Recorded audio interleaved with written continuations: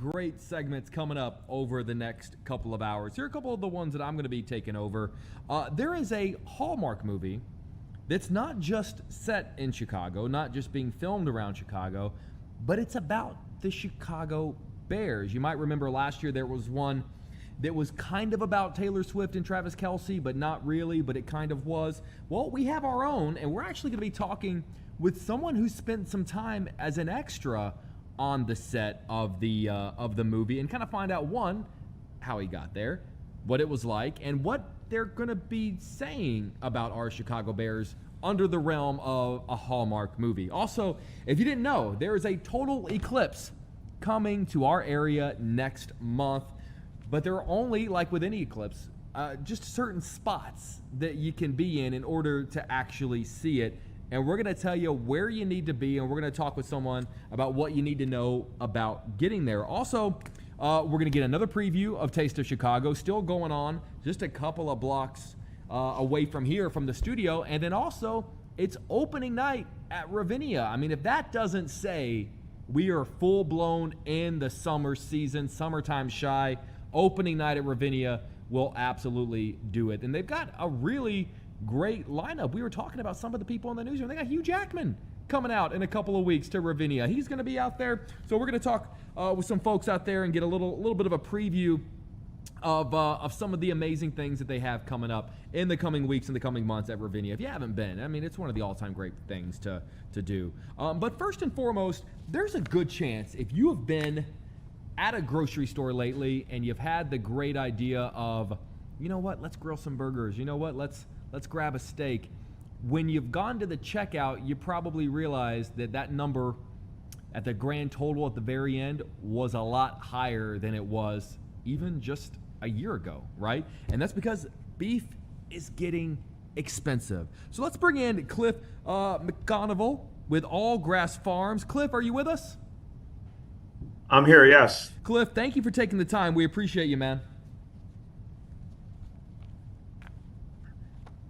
Let me ask you, right now what I'm seeing, average prices up nearly 13% in the last year. A pound of beef is going to cost you $6.75. That's the average nationwide.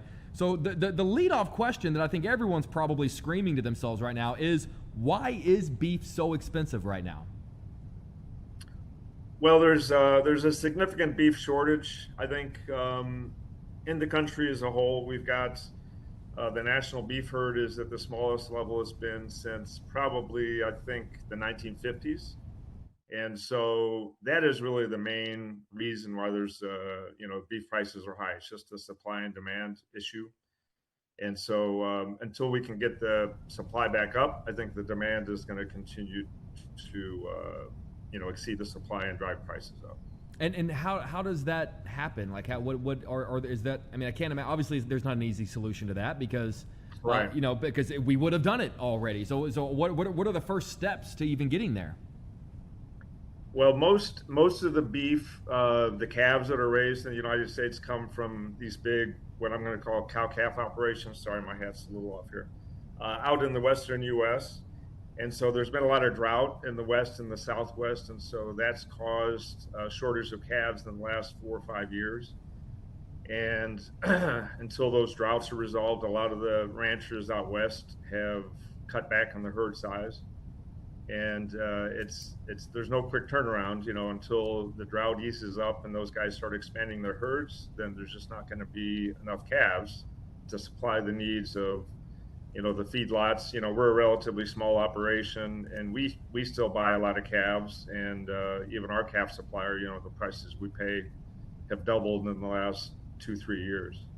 So, it's actually really good to hear you sort of explain this, because it is a nice reminder that while, we may go to the grocery store, and while we might complain that it costs a little bit more or a lot of bit more to grill a burger or grill a steak, it's also indicative that a lot of people out there are struggling. This is indicative of a major issue going on in a very important industry that affects a lot of Americans every single day.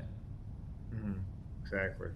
So what are you thinking is, the quote that I'm seeing is, it's got to get worse before it gets better. which is never what you want to hear whenever there's any kind of an issue going on. So obviously, we can't control the weather, and we don't really know, we can only forecast so far out. But, if we are thinking it's going to get worse before it gets better, how much worse do you think we might actually be talking about?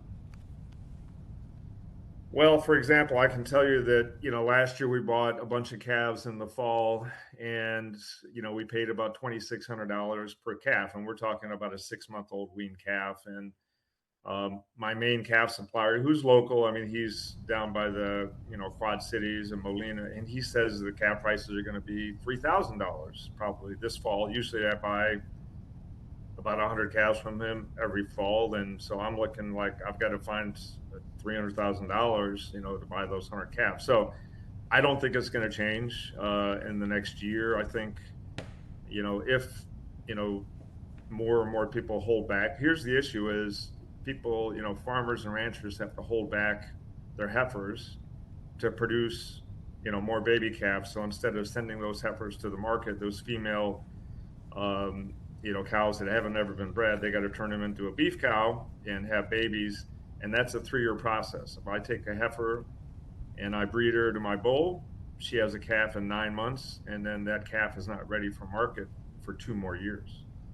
So you're talking about probably, I think it's going to be 2 to 3 years before we see any major difference in prices. 2 to 3 years. Does that also stand to reason that 2 to 3 years before we start seeing improvement? But does that mean that over the course of those 2 to 3 years that it's continually going to go up? I think that's a good possibility. I mean, I think people should be prepared for the fact that prices are going to stay high for those next 2 to 3 years. And then maybe they come down if, the herd expands and, more and more of the farmers and ranchers are breeding their female calves instead of, sending them to the market where they can get a really high price. So it's hard to say, but I anticipate that it's going to be high for the next couple of years. Was there sort of a moment, 2 to 3 years, where you could sort of see this starting to happen, where you started noticing? Was there one sort of watershed moment where you could tell, okay, this thing happened, and because this happened, this is the direction that we're going in? I wouldn't say there was just a single moment. I think it just happened over the last few years. Typically, there's like what we call a 10-year beef cycle where prices rise and fall over those 10 years. And the typical response is when prices go up, more people will get into the business or they'll raise a bigger herd, and they want to have more calves to supply into the market. And so that's typically what's caused this, and more calves come in, that would drive down the price. And we just didn't see the last low price really was 2014. So we kind of thought a couple of years ago that prices would come back down in 2024. And that just never happened because, primarily because of the droughts in the major calf raising parts of the country. And yeah, I don't know if it's going to change. I just don't see it changing anytime soon. That's scary to hear. Is it all types of beef that are affected? Are we talking ground beef and ribeyes and sirloin? Is there one affected more than the other, or is it just if it's beef, it's getting affected? I think if it's any kind of beef, it's going to be affected, just because they're not. It all comes from the same animal. A lot of the ground beef that you see in the market comes from retired dairy cows. The 5 or 6 year old dairy cows. So that's a lot of the ground beef, and so that may. That market is a little different than the beef market, but so ground beef may stay stable, but I think if you're talking about the higher end cuts, the steaks and the roasts that mostly come from the beef animals, I think that supply is going to be limited for the next few years for sure. We're focusing right now on the impact that this has on us, but like I mentioned, this is affecting people whose, this is their livelihood. So I would just say, in regards to yourself, in regards to farmers or, people whose, entire livelihood, their industry is affected on not grilling a burger, but the price of beef. How are you hearing farmers are doing? How are you guys doing? I mean, like how is it impacting, those, people whose livelihood depends on this? Right. Well, I would say, we're a little different than most in that we sell most of the beef that we raise. We have a store in Dundee, and we sell the beef directly to our customer base. We're kind of a niche of the market, and we do 100% grass-fed beef. So we can raise our own prices, and we've had to raise our prices, just to accommodate those higher calf prices that we've been paying. So we're able to raise our prices, and I would say the farmers that raise these, what I'm going to say, cow-calf operators, if they've had a strong herd and they're not in a drought area, and they've been able to keep their calf production up, they're doing well, in this market. I say the feedlots, which finish a lot of the beef in the country, these big, massive commercial feedlots, most of them are out west in the Midwest. They're suffering because they have to pay the high prices for the calves. So those guys are not doing well. But any farm like us where we have to buy calves and then finish them and then sell them, we're having to raise our prices just to keep up with the cost of buying those calves. It's not like everybody's making a lot of money in this market. There's some guys that are in a good position with a good cow-calf operation and no drought, and their feed costs aren't too high, then they're doing fine. Right. You mentioned that 10-year beef cycle, and I think someone might find comfort in saying, well, maybe this is just a thing that happens, and we are going to get out of it. I know you mentioned it might be a couple of years, but so for people that don't know, we mentioned that you're obviously with All Grass Farms, and it's a family farm based out of Dundee. Do you remember seeing anything like this in recent memory? Is there an example in your time in this business where you can look back and go, it kind of reminds me of that period of time? Not really. We've only been raising beef we've been doing it for 14 years. And I can tell you that when we first started, I was able to buy, good quality Angus beef calves from local farms I remember paying $700-800 for those 6-month-old weaned calves. And then, since then, the price would kind of go up and down, up until the last couple of years when it's really gotten crazy out of hand. But, even 2 years ago, I think we were paying $1,500 or $1,600, for a nice, 6-7 month old calf. So again, in this 10-year beef cycle has been around for a century. And it's kind of like everybody that's in the beef industry knows that this cycle comes and goes. Supply and demand shifts with the price. When the price is high, guys raise more calves and sell them, and that eventually drives the price back down. And it's kind of everybody's surprised that the cycle has finally been broken. It's a number of factors. As I mentioned, the drought issue is one. There's also a problem in Mexico with what's called a screwworm that is a parasite, and the U.S. has stopped importing any live beef from Mexico for the last year because of the screwworm outbreak in Mexico. And I don't think that's going to change, because I heard that they found some in South Texas, and they're really desperate to stop that screwworm outbreak. So usually we import about 1 million head of live cattle from Mexico every year, and that is totally stopped. So like I said, the fundamental reasons for this are not changing. There's still a lot of drought in the U.S. In fact, it's expanding. And so, those factors, I think, are just going to continue, unfortunately. I want to swing back around to the screwworm that you were talking about. We've done a lot of coverage here on Fox Chicago about that. When something like that starts making news, obviously you guys have heard about it for a while. It's impacting your industry. Is that something that is seriously concerning to you? I would say, it's right now it's limited to Mexico, and the cases they found in the U.S. are in South Texas. And so the screwworm, it's spread by a tick. I don't think it would survive this far north. Hopefully not, but it's certainly an issue that we're concerned about, just because it may, if it gets worse, if it spreads farther into Texas, up into the upper Midwest, it could be a concern. I don't know how adaptive that tick is that spreads the screwworm, but it's definitely a concern, and it's, again, just going to suppress the cattle production. The cow-calf operators in Texas are certainly worried about it, and again, if it cuts down their production, then that's going to affect the entire market. You mentioned earlier that you remember being able in the early days to buy a calf for about $700 or $800, and you said a couple of years ago you could do it for about $1,500, $1,600 for a calf. What are you paying now? So, like I said, last fall I bought a lot of calves, and we were paying an average of $2,600. Wow. Per calf. So we're talking a $100 increase just within what, 2 years? Yeah. $1,000 increase in 2 years. Oh right? yeah. $1,000 per every 2 years, and then again, my expectation now is that I'm probably this fall going to be spending $2,800 to $3,000 per calf. And so that number is expected to only go up. Yep, unfortunately. Cliff, this has been a fascinating conversation. Obviously, like I said, it's something that impacts all of us at the grocery store, but also impacts, to your point, people's livelihood. This is people's, industry. This is people's, lifelong work. So it's a really important conversation, and I really do appreciate you taking the time to chat with us today.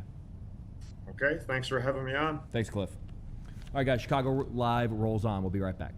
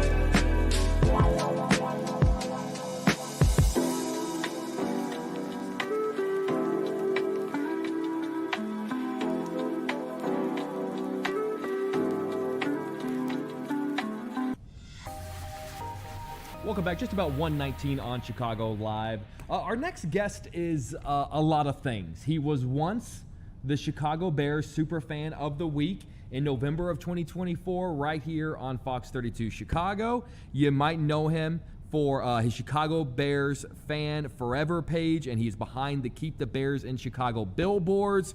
And he was also an extra in the Bears Hallmark holiday movie. We're going to talk with Mike Fosna. Mike, good to see you again, sir. Thank you for joining us. Jake, thanks for having me on, sir. It's always a pleasure to be on Fox with you guys. How you doing today? I'm doing so well, and it's always good to see you, man. Listen, so many things we got to start out talking about. Sure, let's do it. So just here's a question I'll ask. As a Bears fan, how you doing? You know, man, I'm busy, man. It's the off season. It's July. I'm supposed to be barbecuing in the pool, relaxing, and we have the stadium conundrum going on, and then the whole Hallmark film that's been filming this week in Chicago for this winter. I've been busy, man. I'm usually relaxing now. Usually saving all my effort towards when football season starts. You mentioned, it's perfect words for it, the stadium conundrum. You've let your thoughts be known. You've put your thoughts Yes, out sir. there, literally on a billboard, on the Keep the Bears in Chicago billboard. How are you feeling about all that right now? What's been the reaction to the billboards? It's been the same reaction, I think, from every Bears fan, every person who lives in Illinois, to keep the Bears in Chicago, to not let them go to Indiana. I mean, they're a Chicago tradition going over 100 years old, going back to Wrigley Field. George Halas being the founder of the NFL, starting the NFL. I mean, there's untouchable history about the Bears being in Chicago. So it's nice to see all the fans, all the residents of Illinois, Chicago, all come together and really voice their opinions. I mean, I'm just one person on here, but see a whole city come behind it and really stand their ground, it's been pretty amazing. I got to ask you, man, if they end up in Indiana, what will you sing instead of Pride and Joy of Illinois? You're talking about changing a fight song that's 100 years old. So to be honest with you, that's more of a question for the Bears, because they're the ones who are going to have to change their fight song if they make this decision or not. But regardless, though, I mean, Bears fans we're dedicated. We're going to be Bears fans no matter what. And in previous talks I've been on the show, there's plenty of football teams out there who have changed the state, the city, everything they live in. So, I mean, I think they're still going to remain the Chicago Bears. I don't know if they're going to change the fight song or not. But, again, just for purposes of history, things of that nature, hopefully they end up staying in Illinois. I'd really like Arlington Heights to continue to happen. It's so funny that you mentioned, teams that play in other states than they're named after. I was in New York recently, and some of my friends there were giving me a hard time about the Bears, and I said, hey, let me ask you something. I said, where do the Giants play? Aren't they in New Jersey? Yeah, like of all the people to give us a hard time, I'm pretty sure the people playing in New York are the least ones to be doing that. So yeah, there's obviously a lot going on there, man. Okay, I got to ask you about this. How did you end up as an extra in the Bears Hallmark holiday movie? Jake, I don't know how I end up doing half this stuff. I don't know how I'm on here talking to you, to be honest with you. These things just kind of fall on my lap. I'm a lucky man. I'm a very grateful person.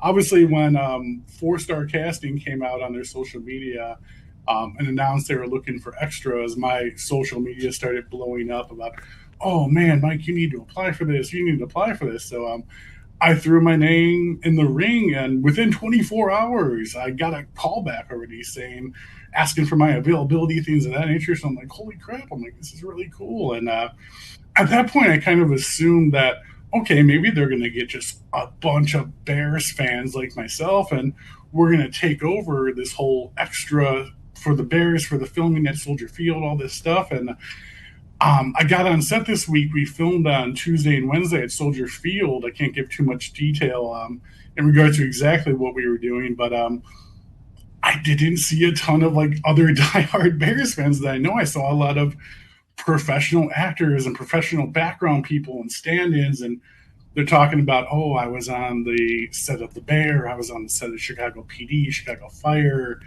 The Shy, Shameless, all this stuff, and they're like, so what have you been in? And I'm like, I'm just a Bears fan who chose to play a Bears fan. So it was actually pretty funny. And at that point, I was really like, oh my goodness, so thankful that being just a Bears fan to be able to experience and be part of a Bears movie. I mean, when are there Bears movies? Brian's Song, and now this. I mean, who knows if there ever be a Bears movie ever again? So I'm just extremely grateful to have had the opportunity to film and be an extra in it.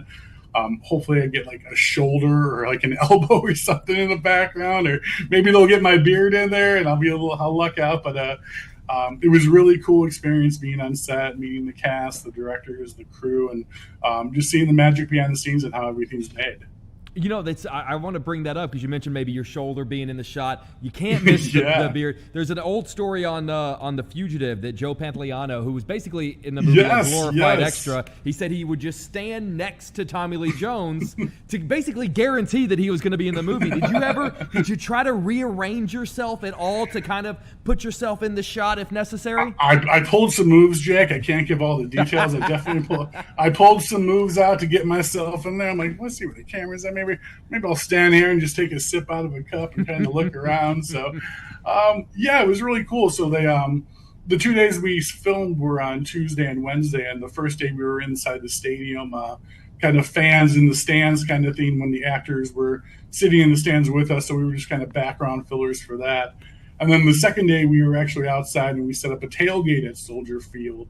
And the tailgate was actually right by the entrance of Soldier Field. So I don't know if Bears fans out there, you guys know, like, you don't get to tailgate that close to the entrance of Soldier Field. So we were right by the walking tunnel, and we got to like kind of bring our cars past the Waldron deck into like where like the walking part is, and kind of set our cars up and do a tailgate while they filmed a bunch of scenes of them playing bags and kind of hanging around tailgates. So got an opportunity to have my car and set up a tailgate and kind of have that in there. So I'm hoping that makes the film. I hope that makes the final cut. Now, did you go full Daniel Day-Lewis? Did you go method? Did you pull from your experience tailgating and know exactly? And at any point, did you ever call out the producers and go, we wouldn't be able to do this here. This is not actually where we'd be able to do this. So it was so funny because everyone was setting up. And like I said, there was a lot of like professional actors, like who just aren't Bears fans doing these roles. So they're getting like their tables and their tablecloths on, a couple cups here and there. And I tailgate every single Sunday for the Bears. I'm part of I guess a professional tailgating club called First and 10 Tailgating. We set up at Harrison and Wabash every single Sunday. We do travel games. So I have a Bears table, and I got flags and cups and helmets and chairs and rugs. And they're watching me set up, and they're like, oh my God, this is an amazing setup. So I had the cast and crew coming over by me, checking out all my stuff, and they were definitely amazed by it. I didn't think they were expecting it. And I was like, well, this is kind of what I do. So here you go, guys. I'm glad I'm able to be part of it and share it with the movie. Now, I'm assuming, it's a Christmas movie, and Yeah. a good portion of a Bear season tends to be when it's a little cooler, if not cold, outside. But a lot of times they shoot these things in the summer. So were you guys in full coats and 90-degree temperatures? Jake, I sweated out of places I didn't know I could sweat out of. My beard was sweating. I don't think my beard's ever sweated before. Yeah, we were out there in full sweater, full winter garments, winter hats, gloves, everything when it was 90, 100 degrees, man. And it was absolutely killer. I kept on checking with them, like, does it look like I'm sweating right now, guys? Because obviously we were filming a winter movie, and I don't want to be in the background just covered in sweat. But obviously I was able to keep it all within the coat and the hat and things of that nature. But yeah, as soon as that stuff came off, man, I was steaming and pounding water. It was definitely gut-wrenching, but again, worth the experience, man. I mean, being in a Bears movie as a Bears fan like me, I mean, there's nothing cooler under the sun. Yeah, I mean, you got into character, you stayed in character. Listen, I've been lucky enough to have checked out a few different movie sets over the course of my career, and people ask about like, oh, is it the coolest thing ever? And my response tends to be, it's a lot of hurry up and wait. It's you wait for that 30 seconds of excitement, but in between can be an hour or 30 minutes of setting lights and setting shots and moving people around. Was it a different experience on set than you thought it was going to be? I wouldn't put it into exactly a fun experience as you're kind of going down that road. It's more of a cool experience to kind of see how it's all done. But yeah, it's a lot of getting ready for setting the lights and the sun and blocking for the camera and rolling this and redoing clips over and over and over again, and continuity and okay, we're going to lean the camera this way so you guys can kind of take a break and take your jackets off for a minute. So it was a lot of sitting around, a lot of them getting cameras together, things of that nature, and then bringing different actors in and out of the scenes from the trailers for what they were filming. So, but all in all, like I said, it was a cool experience. I mean, I'm excited to see what the final product's going to look like. I mean, all the magic's done in the editing room, so cool to see what they're going to do to like kind of winterize everything and put everything together. I know in the past couple of years, a couple of different teams have gotten their Hallmark Christmas movie. I know the Chiefs got one, and it was kind of about Travis Kelce and Taylor Swift. And then I think the Bills got one, and it was kind of about Josh Allen and Haley Steinfeld. Yeah. Do we know what this movie's actually going to be about in regards to the Bears? So, I mean, I think it's following the similar love story path of the two previous ones they did with the Chiefs and the Bills. I mean, There's some current Bears roster in there I can't really talk about, which is really cool. I think Bears fans are going to be excited about. And there's actually some former Hall of Fame legends that I think Bears fans are going to go absolutely crazy for once they see them on screen. I know I saw one on set yesterday, and I had a little fanboy moment, and I was like, Come on. Yeah, you got to keep it cool, though. They try to tell you, like, Look at you. Don't Mike, get you're getting all uncomfortable with Hollywood the on us actors. now, man. You're acting cool around legends. I know I'm acting like a little kid asking for an autograph. Pretty much is where I was at yesterday. But it was a fun experience, man. Though, and it's going to be a real treat, I think, for the city of Chicago this holiday season. I mean, we got a Hallmark movie coming out for Christmas, and we're playing the Packers on Christmas Day. I mean, what more can a Bears fan ask for Christmas this year, right? This going to be the very first Hallmark movie you've ever seen? I'm not gonna lie to you. No, they're my secret passion. I can't tell if you're joking. Are they really? Let's just say I've been known to secretly watch a Hallmark movie here or there. I'll be honest with you. Whether it's with my wife or my mother-in-law, I'll be on my phone, just kind of paying attention in the background a little bit and be like, Mike, they falling in love? Is that person got cancer? That's kind of how Hallmark movies go to. The love city or cancer. girl goes to the small town and falls in love with a cupcake maker, and he turns out to be Santa's nephew or something like that. Exactly. They get you every time. The most attractive middle-aged people who are single you've ever met in your life. Yeah, everyone always is very good looking in these little small Hallmark towns. Yeah, and there's only like 10 people in the town, and it's the most beautiful town ever. So, it was kind of a laughing thing. Like I've been telling all my friends, like I'm gonna be in a Hallmark Christmas movie, guys, and we just got to laugh about it. But again, it's the Chicago Bears, though. So I mean, it's best of both worlds. It's cool, it's hilarious, it's fun, it's exciting, it's everything under the sun. You know, they often say, a good director will say that a movie can be found in the edit. What's to say that we don't see this movie this winter, and all of a sudden it's a movie about a very handsome, bearded Bears super fan, and we just realize that you were the star all along, my friend. Without giving away a cast member who hasn't been announced yet, but there was a cast member on set yesterday who, it was kind of a joke around set that, hey, I think this kid could be your son. And I was actually talking to the actor while we were doing some scenes, and I was like, hey, everyone's kind of joking that you can kind of play my son. And he's like, maybe we'll rewrite the movie about me who finds his biological father at a Bears tailgate, and we can totally redo the movie. So we were joking on set about that yesterday. But one of the actors in the films, everyone's like, oh, man, you guys kind of share some similarities over here. So Mike, kind of a laughing joke. You're pushing for the spinoff. You're pushing for the sequel before the first. Holiday. You did go Hollywood on us, Mike. I knew it.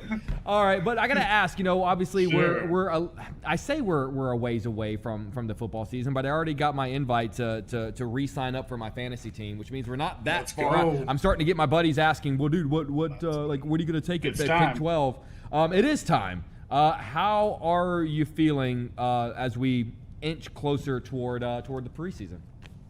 Man, I don't think anything's going to come close to touching how magical this last season was. I mean, the amount of games, the comeback wins within 2 minutes left in the fourth quarter, the 90% chances of losing, the plays, the DJ Moore catch, the Colston Loveland Bengals bounce-off catch, the blocked field goals, last-second field goals. I mean, it was the heart attack Bears this season. I mean, this last season was the best season I've ever experienced personally as a Chicago Bears fan in my entire life. I was only 2 years old during the '85 Bears, so obviously I was still in diapers in a high chair, so I don't remember that exactly. And then we had like the 2006 Devin Hester Super Bowl touchdown return. I mean, those are like the claims to fame as far as the exciting Bears things that I can put into a lifetime memory. But this last year, I mean, especially the DJ Moore catch to beat the Packers, I was probably one of the coolest experiences as a Bears fan ever, and went absolutely crazy. I'll remember that the rest of my life. So, I mean, to try and touch that and beat that this season, I hope the Bears do as well as far as victories and wins go this season coming up. I hope we go further in the playoffs. I hope we go all the way, obviously, like I do every year, but I don't know if we're going to be able to touch the specialness that we had this last season. I know we've got a Christmas game against the Packers, like you said. Yes, sir. Is your Christmas day coming up in a couple of months going to be both the Bears game and watching yourself in a Christmas Bears Hallmark movie? Oh, 100%. I mean, the family's number 3 on the list. No, I'm just joking. Don't listen to him. Don't listen to my wife. No, I'm just joking. You said it on TV, no, man. I can't get you out of trouble for saying that. I know. She knows I'm just joking. But no, it's going to make it all more special this year. I mean, like I said, holiday times are always special times spending with my kids. I got 3 young boys. Hunter, Parker, Carter. They're 16, 11, and 5, going on 5. So we get to spend that, and they think it's super cool that Dad's going to be in a movie this Christmas. And they've experienced a lot of, like, the Bears excitement, super fan stuff that me and my wife and all of our friends get together and do. So, like I said, having the movie this Christmas, having the Bears-Packers Packers game on Christmas Day is just going to make it all more special this year. Mike, we always love having you on the show, man. I love talking about this with you. I love coming on, man. You guys are the best. I appreciate it. Oh, well, you are the best. I'm sure we will be talking very soon as the season arrives and as your stardom continues to, we only talk with the biggest stars here on Fox Chicago, Stop it. You're going to make me blush on camera. Stop it. Good to see you, my friend. I'll see you again soon, You all right? too, sir. Thank you so much, sir. You guys have a great rest of your day. Bear down. Bear down, sir. All right, guys. Thank Chicago you. Live rolls on. We'll be right back.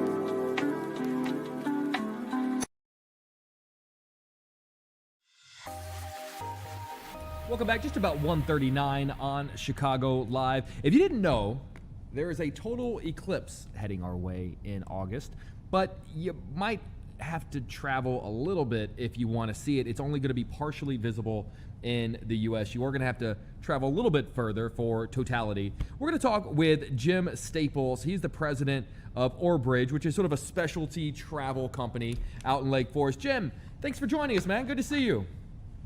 Hey, thanks for having me. I got to tell you, I loved your last guest. It'd be great to watch a Bears game with that guy. I know, right? We got to all passionate get together. We'll travel to a great spot, and then we'll come back. We'll watch a Bears game, and then we'll all sit down and watch a couple of Hallmark movies together. Have a good cry. You know what? Just the Bears Hallmark. I have to say the question was hilarious when he said he's actually watched them. I didn't expect that answer. That was really good. 100%. I thought he was going to be embarrassed that he had never seen one before. I was not expecting that he was a big time fan of the Hallmark Channel. You never know what you're going to get on Chicago Live. Jim, speaking of that, man, we do know what we're going to get in regards to this eclipse that's coming up. First of all, tell us when it's happening, and we can kind of see it if we stay stateside. I'm not sure how much you can see it stateside or if it's a partial eclipse. We've focused on where you can see the totality of it. So where you can see the totality, which is very unusual, only happens every year or two. It starts up in the Arctic Sea and heads down kind of southeast through Greenland, Iceland, make its way to Spain just before sunset. That's where you see the total eclipse, the path of totality, it's often called. So what you can see on that August 12th of this year, I'm not certain from the States, because we focused on so much, where we ever have tours, it's always in the path of totality. So what I'm sort of seeing in terms of the partial eclipse, it says sort of along the eastern seaboard, New York, D.C., you can see kind of the partial eclipse, but you're talking about the full show. Like you're saying, listen, if you're going to go and if you're going to travel and if you're going to get on a plane to see this, you might as well go all the way. You might as well see the whole thing. Yeah, that's our aim. I got to say, just go for it and see the entirety of the solar eclipse, because it's very rare to have that such a perfect alignment where the moon is perfectly blocking the sun and casting that shadow, and also the effect it has. I've not seen it personally, but just in reading about it and knowing from our guests, it's an amazing phenomenon. Where for this one's about 2.5 minutes. They're different lengths, I think about 2 to 6 minutes. There's one in 2 years that's going to be about 4 minutes from what I understand. But this one's about 2.5 minutes. And when it happens, for that period of time, the sky darkens like twilight. It gets suddenly cold. Animals might behave differently. And to see it in that way is magnificent and highly unusual. And so there happens to be one next year, and we didn't offer it in 2027 just because it's in Yemen, Saudi Arabia, and Morocco, and it's about 105 degrees. And us Chicagoans, we can only take about 90 with humidity. And so it would be sweltering the whole time. In 2028, it's in Australia on July 22nd. And so that's more manageable, and we'll be offering a tour then. But as far as your question, kind of that eastern seaboard, I believe you can. I'm not certain of that, because our focus, our research is on the totality and just for people to see it.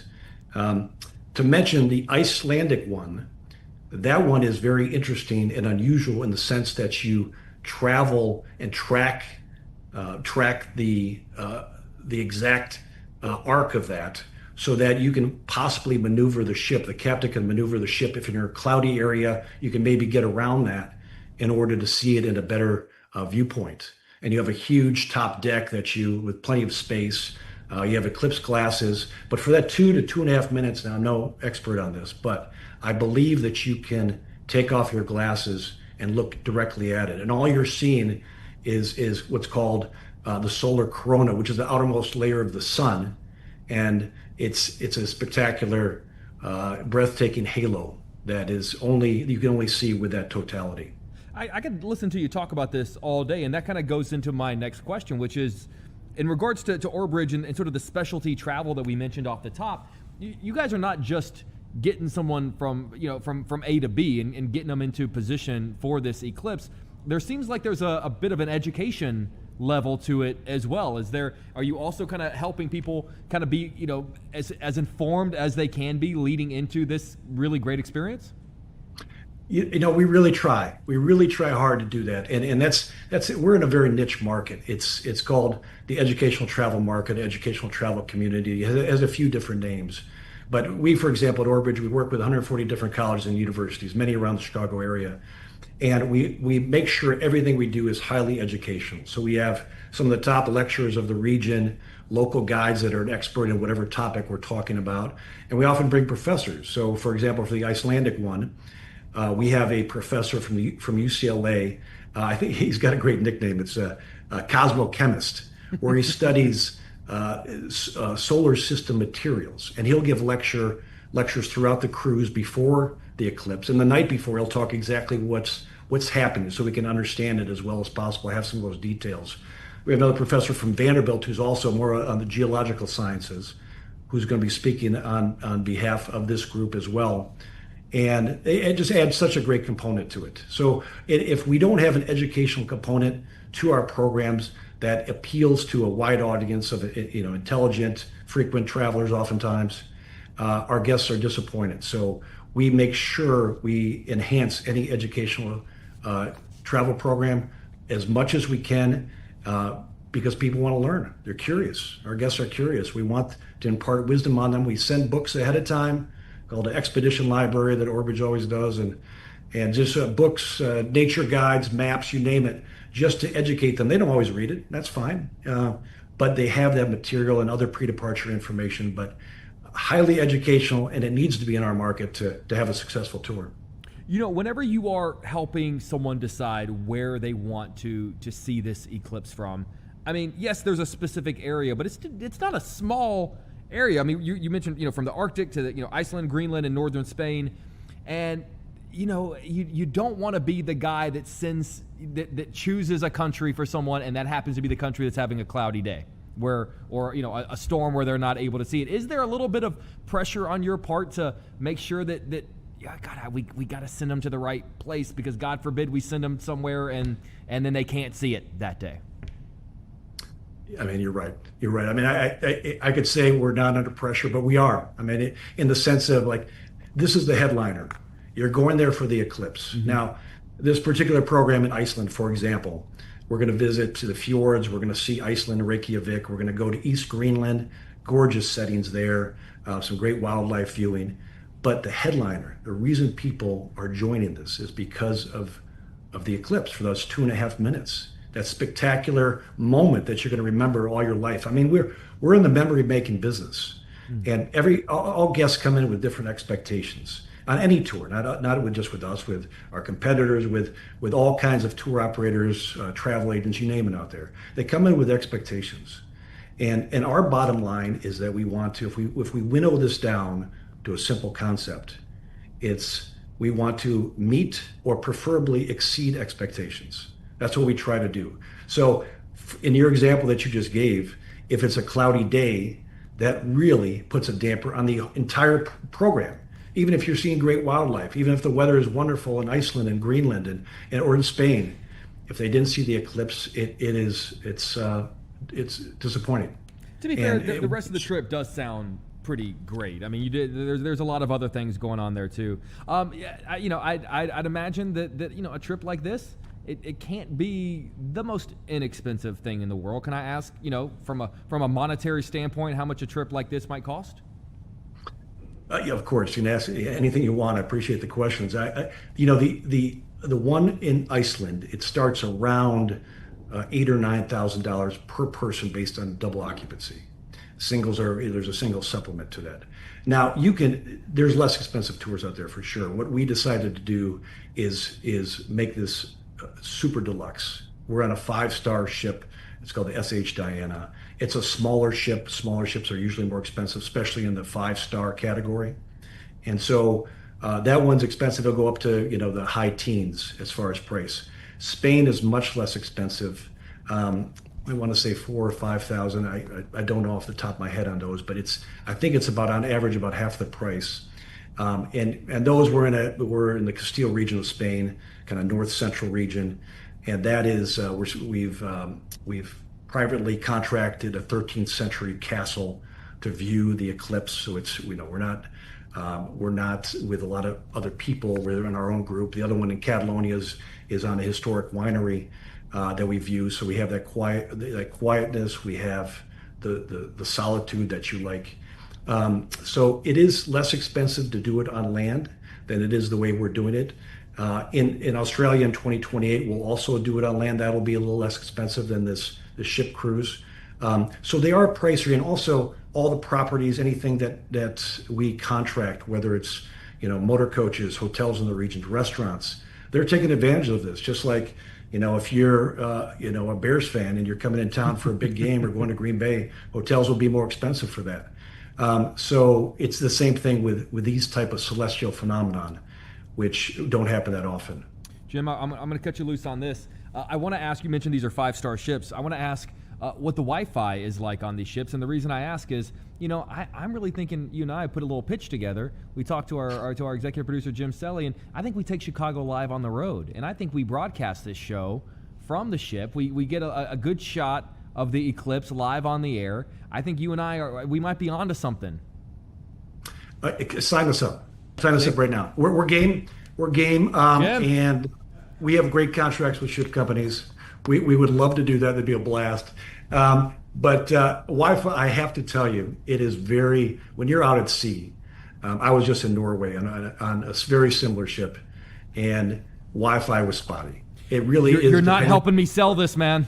No, I just want to be honest. I figure that if I ever get asked back on here in the next decade, I got to be honest with you. It mostly, especially with the satellite coverage, it's mostly good. It's just you do get pockets where it's out, and it's a little bit hit and miss. I have to. Well, mostly good is my sweet spot on this show. Yeah, so that works for me. Mostly good. That works mostly good. Yeah, I'll stick with that. All right, Jim Staples, president of Orbridge Educational Travel. Hey, this has been fascinating, man. Thank you for taking the time to chat with us. I really appreciate it. My pleasure. Thanks for having me. Take care. All right, guys. Chicago Live rolls on. We'll be right back.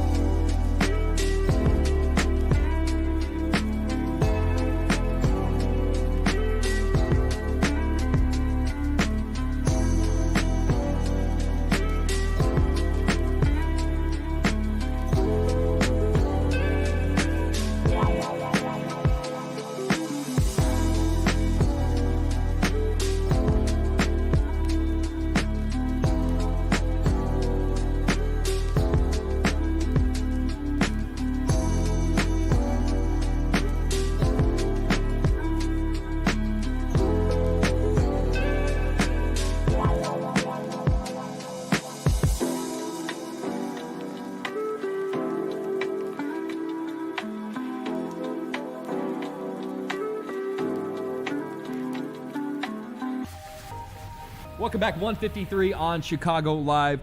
Listen, if you've seen me at all on Fox Chicago over the last 13 years, you know I am a massive fan of animal shelters, of helping out animal shelters. One of our dogs, Daenerys, is a shelter pup. One of the best decisions I've ever made, and so we love animal shelters and what they do here on the show. So we're going to be talking with Orphans of the Storm Animal Shelter. They're breaking ground on a new state-of-the-art animal shelter. It's a historic milestone that is marking the beginning of a new era for one of Illinois' oldest animal welfare organizations. We're going to talk with Executive Director Rick Alexander. Rick, thanks for joining us. Good to see you. Hey, Jake. Thanks for having us. Of course. Like I said, we love any and all animal shelters, so thank you guys for what you do. For someone who's maybe unfamiliar with Orphans of the Storm, can you just give us a little information about yourselves?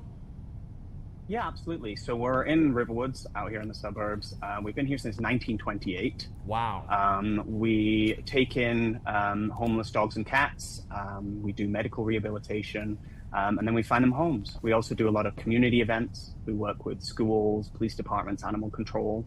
So we've been here quite a while. It's time for a new one. Well, that leads into my next question. This new state-of-the-art animal shelter that you guys are working on. Tell us a little bit about that. Yeah, so it's been a long time coming. Behind the scenes, it's probably been planned for the last 4 years. Myself and my board of directors have toured a lot of shelters in America to find out what works in animal welfare, and also more importantly, what doesn't work. So we have a big focus on improving animals' lives while they're at the shelter, in enrichment and peace and quiet. But our existing shelter, as I say, it's been here since 1928. The whole shelter dips a few feet when the weather gets cold and comes back up. So if we don't take it down, it would probably come down on its own pretty soon. So we started a capital campaign. We're working with local architects, RWE Designs, who, if you've been to an animal shelter in the Chicagoland area, you guarantee you've been into one of their shelters. It's their specialty. So yeah, we break ground today. We stay open the whole time. We still have cats and dogs on site. And then we transition into to our new facility, which is going to be a lot larger and a lot more comfortable for the animals in the community.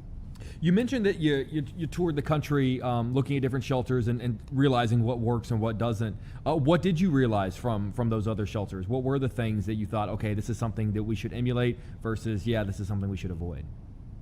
Yeah, I mean, a big part of what we've realized in regards to shelters is they're a necessity, but we don't want them to feel transitional. We want them to feel like home until we find another animal home. We want to reduce stress. I'm sure if you've ever been into an animal shelter and there's been a lot of noise or smell, it can be very busy and overwhelming. The animals that live in there go through that too. So being able to give the animals choice and peace and quiet is huge. So our new shelter actually has, each kennel is split into two sections. There's indoor, outdoor, and the outdoor is 24 hours. We have the ability to cover them. But it means that the animal gets to choose where to sleep, where to go, where to hang out. And it's a lot quieter. It's a lot nicer for them. So same for our cats. We have 4 cat rooms. Cats love to free roam, but they get overwhelmed if there's too many cats in the area. So we have smaller cat rooms where groups of cats can live and spend time together and be enriched. All of our shelter has been built from the perspective of the animals. We worked with veterinarians, we worked with builders, just ensuring things like kennels not facing each other, ensuring that dogs have, see the outside world, that cats are able to see the garden and the birds and things like that. It reduces a lot of stress in the animals and it invites more people to come in. It's a more pleasant experience for adopters. We also have, in the new build, a large community room. In our current build, we have no indoor space for dogs to meet people. So once they come out of a kennel, if it's winter, as you guys love having over here, there's no outdoor space to take this dog out and walk. So we have a huge community room, and then rain or shine, we have dog play groups. We're allowed to do introductions with these people, and just give people time to bond with the animals and make sure it's a correct fit. That's all the things you were listing are so interesting, and I think a lot of them come from our continuing understanding of animals and what animals need. You mentioned you guys have been around since 1928. What do you think over that almost century are some of the lessons that you guys have learned that maybe they didn't know back in 1920? I'm sure in 1928 they didn't think about whether or not the dogs could be facing each other. They were probably just trying to keep the dogs safe and keep them alive. What are some of the important lessons you think you've learned over the last 100 years? Yeah, I mean, it's interesting. Animal welfare in general has gone through so many changes and continues to do so. I think we're very lucky that we're out here in Illinois. There are so many animal lovers that people have put a lot of time and effort into figuring out what works and what doesn't work for these animals. So just giving them, as I say, the space. We've learned over time that the lower stress levels are for the animals, the lower they are for the people. We find a lot of animals, again, if you go through a shelter and there's dogs jumping around and they're up at the bars, you may be the first person they've seen today. You may be the first person they see all day. So ensuring that there's enrichment, ensuring that they're able to get out quite often, ensuring that they have a lot of space is huge. And I think animal welfare and the industry in general, it's always a balance. It's either, in the past, we would take them all in, and then if you could take them, you take as many as you could, but then, you only have so much space. You have to worry about your capacity for care. It's more about the balance. It's about making sure that the animals that you do take in, that you have the capacity to take care of them, to enrich them, to give them what they need, and to find them homes, and to then keep that cycle going as swiftly as possible so you can get more animals into homes. have brought in over the last decade. We have behavioral programs, we have medical programs, we have foster programs, because it's not just about getting them off the streets and into homes. It's making sure that they live a good life and that it's a good match, and anything that they're struggling with is addressed and they're helped with before they go into homes. I love that. You mentioned that you guys are breaking ground today. What's our timeline looking like? So we're looking towards the end of 2027. As I say, we stay open the whole time. We've reduced capacity, and again, it's capacity of care to make sure that we can take care of the animals that we have here. And we've moved some of our cats. We have an animal showcase at the Hawthorne Mall location in Vernon Hills, where we're doing cat adoptions from. So we stay open the whole time during the build. We broke ground, as I say, today. And it's straight on from there. The team that have come in are pulling no punches and wasting no time.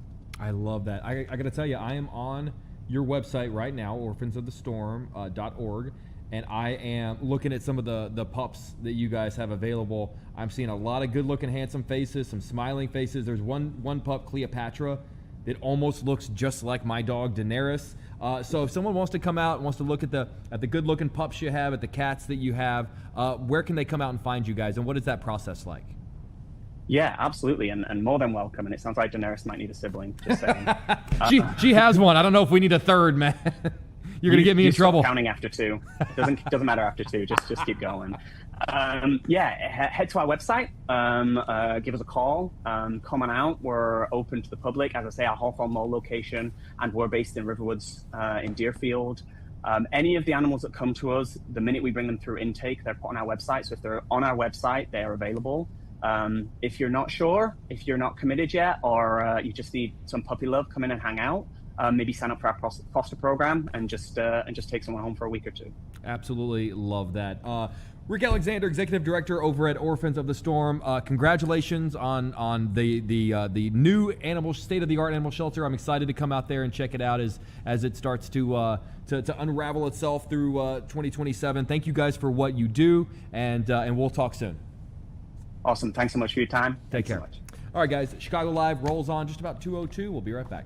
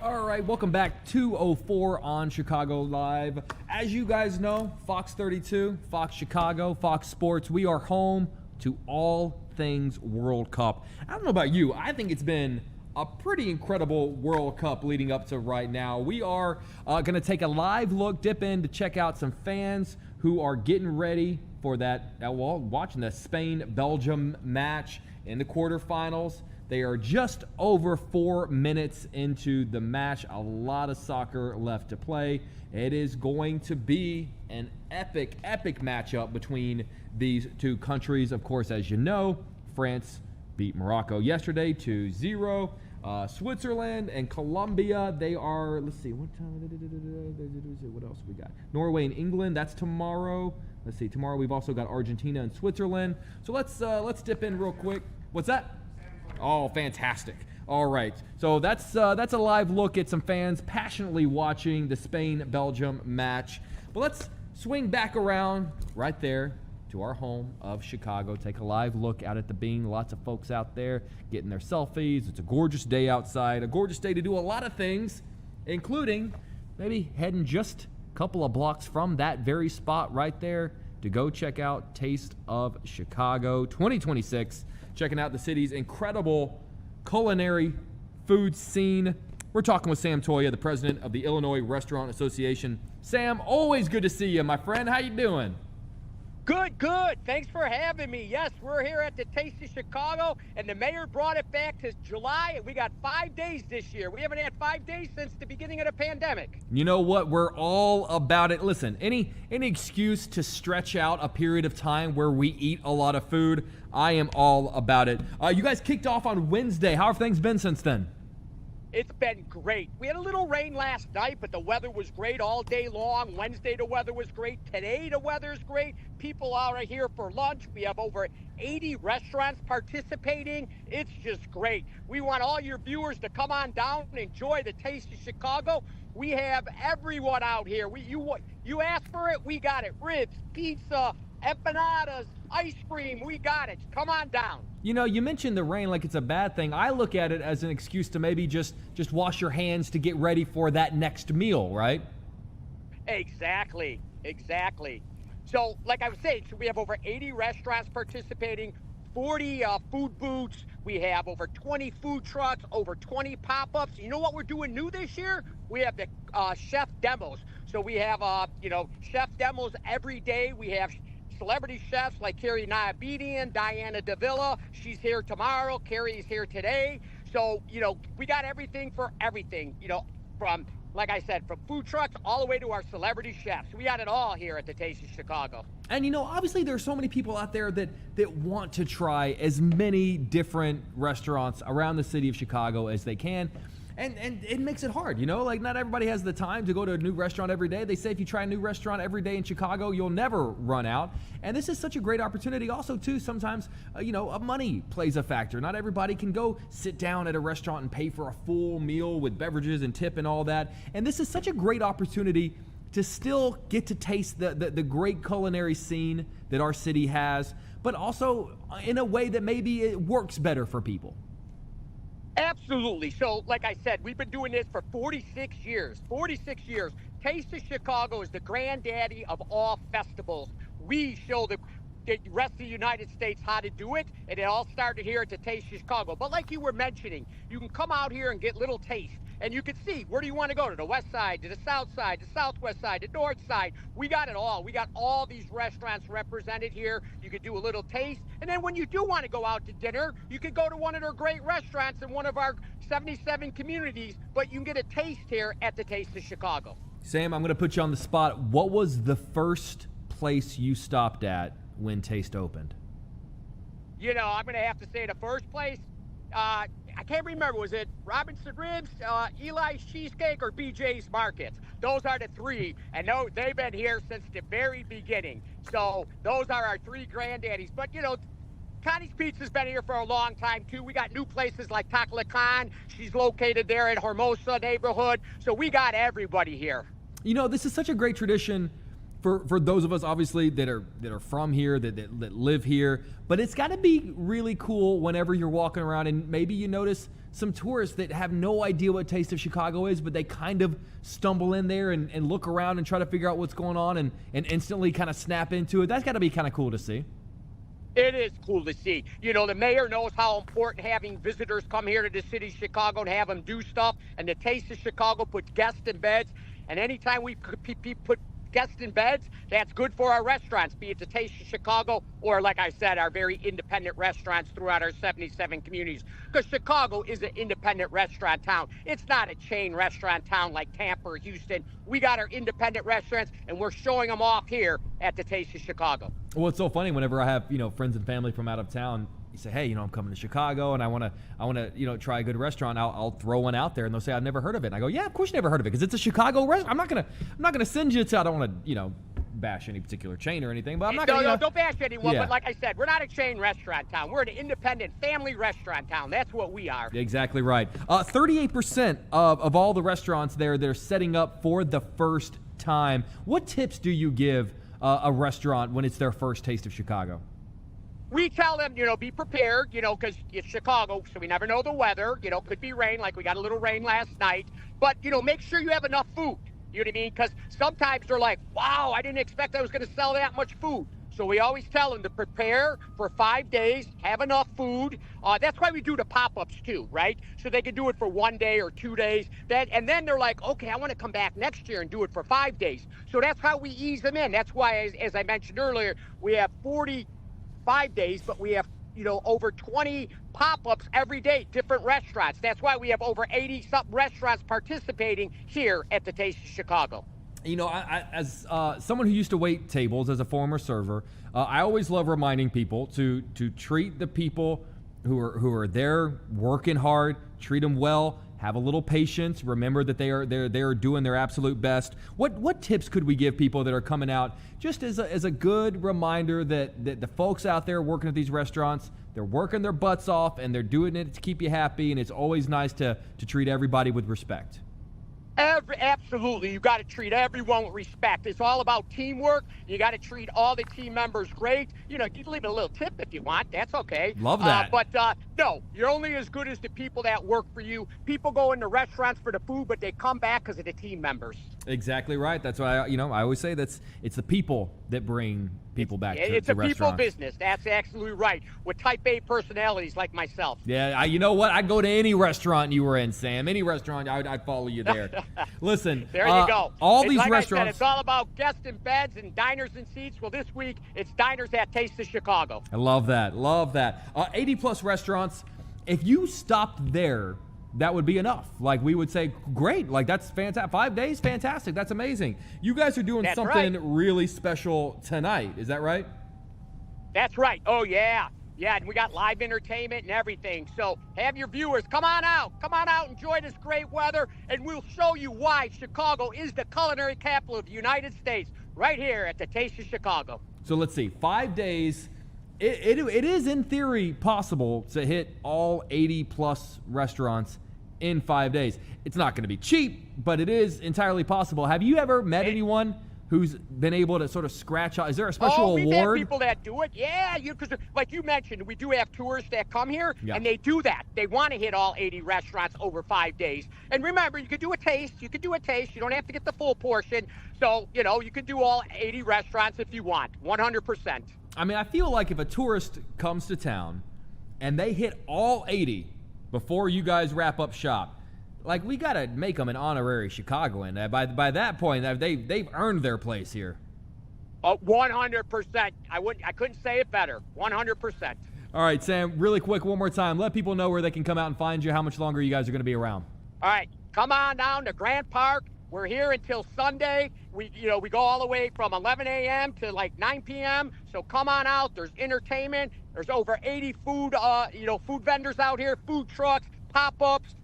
We got chefs out here. We got it all out here. And the weather is just beautiful. And there's nothing more beautiful in the summertime than Chicago and Grant Park. I can testify to that. We are just a couple of blocks from you, but I'm looking out the window, and it's a gorgeous day out there. Sam Toia, president of the Illinois Restaurant Association. Always good to see you, sir. I'll see you soon, all right? All right, very good. And thanks to the mayor for bringing this back to July. Yes, sir. Yes, sir. All right. We are rolling on Chicago Live. It is just about 2:14. Don't go anywhere. We'll be right back.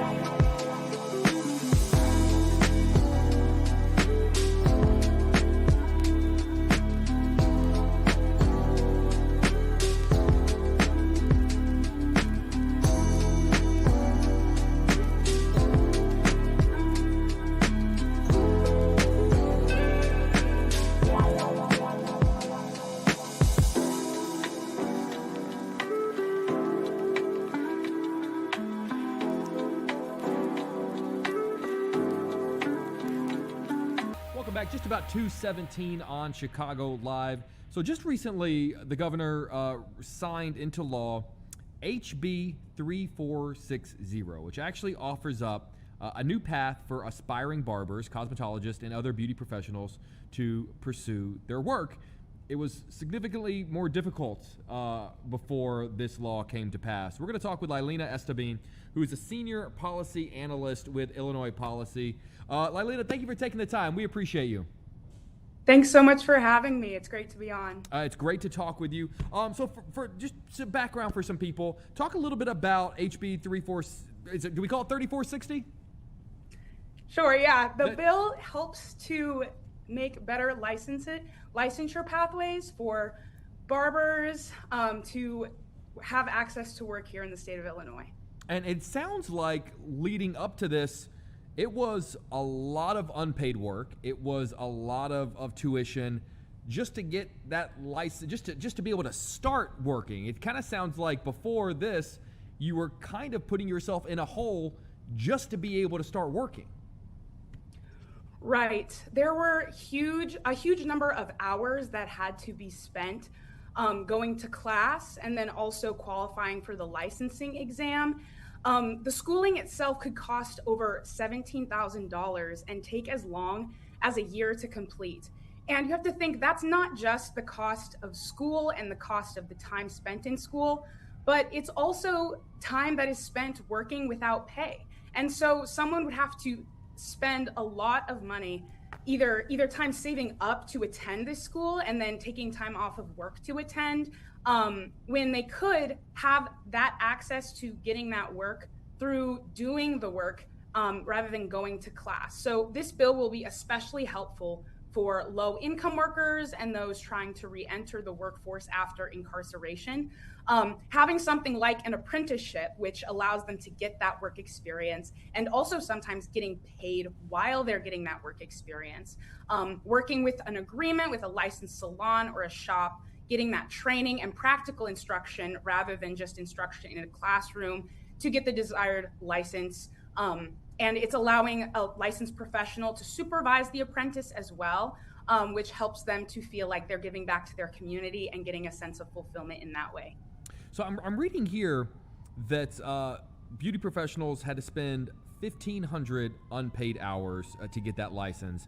And here's what I thought was interesting, is that is more than double the time required to become an Illinois State Police officer and 3 times the time required by the state of New York for their barbers. Do we know why our state put such a high number of unpaid hours that these beauty professionals had to put in? It's uncertain. It's also greater than what some people have to spend in order to become a driver of a large truck. And so you consider that not everything involved with being a barber or a cosmetologist involves the kind of dangers that go into other kinds of work. That just highlights the fact why we need other pathways into this kind of work other than just schooling. And it's also, you think about, an apprentice is still working and likely still needs a source of income. If an apprentice is being an apprentice all day and then has to go wait tables to make ends meet, they're not able to fully focus on this thing that they're really trying to do. And it sounds like these apprentices will now at least be paid minimum wage. Right. Yeah, and that's incredibly important, especially when we consider that some of the people that want to go into this kind of work are coming from a low-income background and they need that money. This is life-changing for some of the individuals who will be able to receive a license through this apprenticeship program rather than the 15,000 hours and high cost of schooling. Did you guys get much feedback from some of the beauty professionals, letting you guys know, the path to get to this point is difficult? What were some of the things that you guys heard from them? Yeah, across the nation, there are a lot of people pressing back against licensing requirements that are really quite high for jobs that in other states don't require licenses at all. And so things like braiding hair, that's something that is licensed in Illinois, but is not licensed in other states. And so women have and men have been pushing back against these kinds of things in order to have more access to the kind of work that they genuinely love to do, that they consider a passion and art for them, and being able to do that in a way that is above the board and not just under the table. And, obviously this benefits people who, are looking to get into this industry, have been dreaming of getting in this industry. But I'd imagine now, because of these changes, that there are people out there who maybe had never thought of this as a career path before and are now going, you know what, this is now much more accessible to me than it was previously. Are you finding that maybe people are even considering getting into this career that beforehand were never even thinking about it before? Right. Especially at a time where people are increasingly questioning the payout and the value of going to a traditional 4-year university. They're asking themselves, okay, what are other options for myself? And now that we have this pathway through apprenticeship, rather than having to go to a school, paying a huge amount of money, where you can work and discover a passion and an art that you can do in order to contribute to your family, your community, and the state at large, we're going to have more people with options in terms of how they want to conduct their future. So when does this go into effect? What is there is it work? Is it in now? How is this working? Yes, now that JB Pritzker has signed it, the bill will go into effect sometime next year. Okay, so if you're someone who is considering getting into this field, do you think that there might be people that go, well, I feel like I should wait until this bill goes into effect because that's actually going to be easier in a year than it might be right now? Right, exactly. All right. Well, what else do people need to know if they're looking to if they have if they want to get into it now? Is it just hey, these are the rules right now, and it sucks that it's going to be better in a year, but if you have to get into it now, this is what you have to do right now? Well, it goes into effect January 1st, and so I think that right now, if people are considering going into that effect, let's say you have a student who's just graduated from high school recently, and they're considering, what options do I have available for myself? I would recommend that they go online and learn the details of the apprenticeships that are available and what information is available to them, and can start planning their course of action in order to get into the workforce. Well, and to that point, if someone has to start now and just based on their own personal timing, they have to start their training and their apprenticeship, would it change? Would their circumstances change once the law sort of becomes into effect on January 1st? Or if you get into it now, are you abiding by the rules that are set when you get into the program? I'm not totally sure about that distinction. Okay, fair enough. All right, well, this is really, really fascinating. This is a career, obviously, that a lot of people are getting into, and I'd imagine more people are going to be getting into as once this bill comes into law. Lylena Esteban, we appreciate you thank you for taking the time. Absolutely. Thanks so much for having me. All right, take care. All right, guys, Chicago Live rolls on. We'll be right back.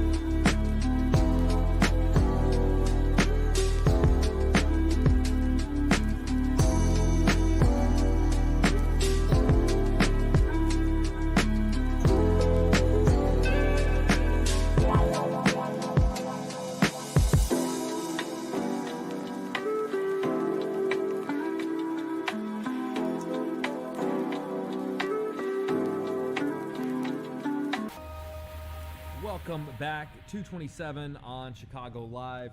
Always something great going on around the city of Chicago, but there's something about Ravinia opening up that just tells you, one, we're in the thick of summer season, summertime shy, but then also that a lot of really great opportunities for entertainment are coming our way in the coming weeks. We're going to talk with the Senior Director of Programming, Eric Soderstrom. Eric, always good to see you, sir. How are you? Hey, doing great today. Thank you so much for having me on. Of course, the 90th CSO opening night. I mean, listen, you guys, there's always something great. I mean, leading into tonight, you got to be feeling good. Feeling great. Ravinia is unveiling a brand new renovated pavilion.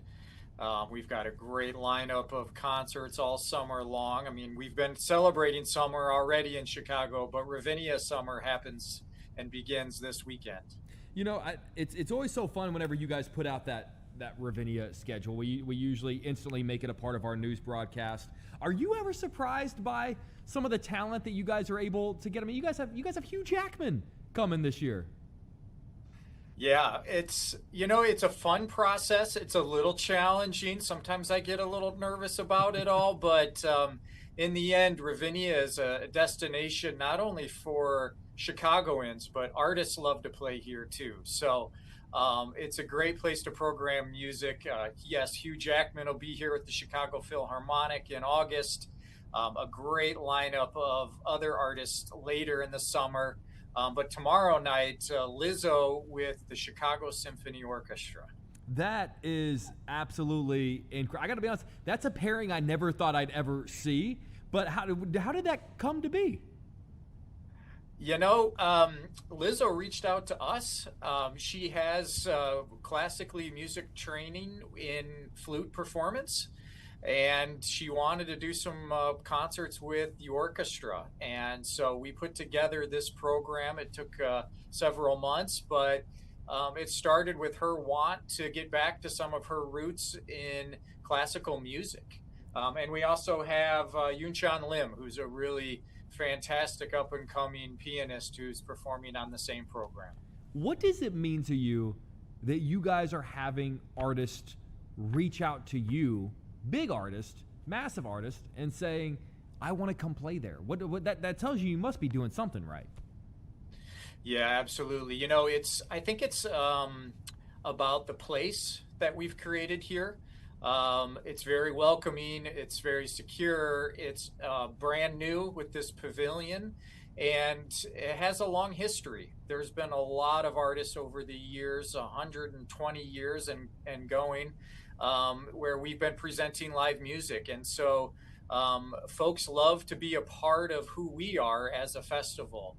The fun lawn out here at Ravinia where you can picnic and bring whatever you want, but also the commitment to really world-class music. And you put those two pieces together and you have Ravinia Festival. You know, one of the things I'm always impressed by whenever I look down the lineup, whenever you guys release a schedule, is that it seems to be curated for everyone. It doesn't really, it's not like, any particular one group of, they're going to look at the schedule and say, well, there's nothing there for me. There's going to be at least one show there for everybody. And I'd imagine that's a conscious choice on your part. Yeah, absolutely. It's a part of our mission to program a summer season that's a reflection of Chicagoland, reflection of the community that we live in.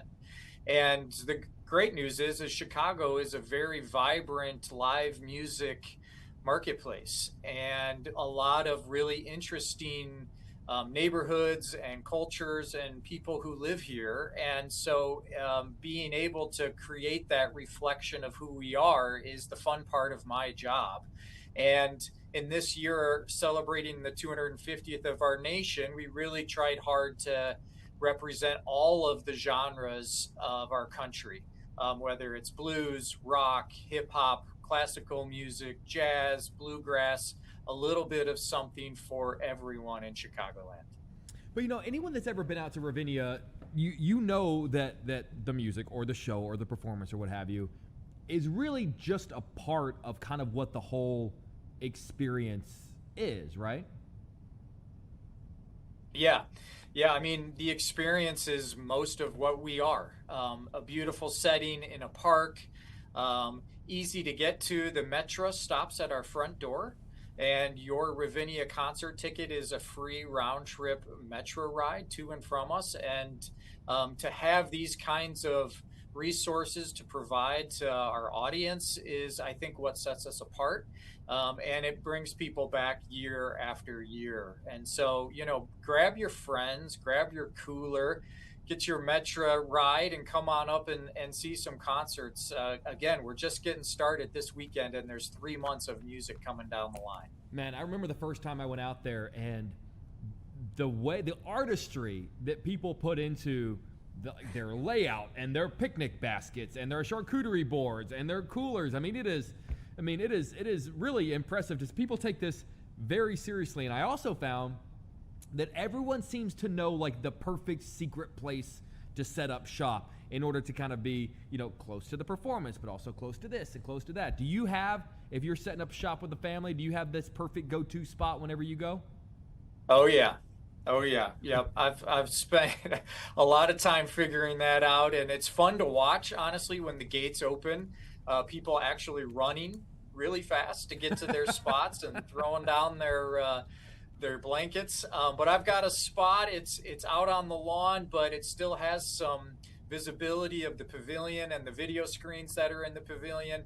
And then, of course, it's really close to the bathroom, which seems to be really important anytime you're hosting a bunch of people at a concert. So, but everyone has their own spot, and that's kind of the cool feature of Ravinia. You can be in some flower beds, you can be near the bathrooms, you can be near the bar, whichever you choose, we'll provide it.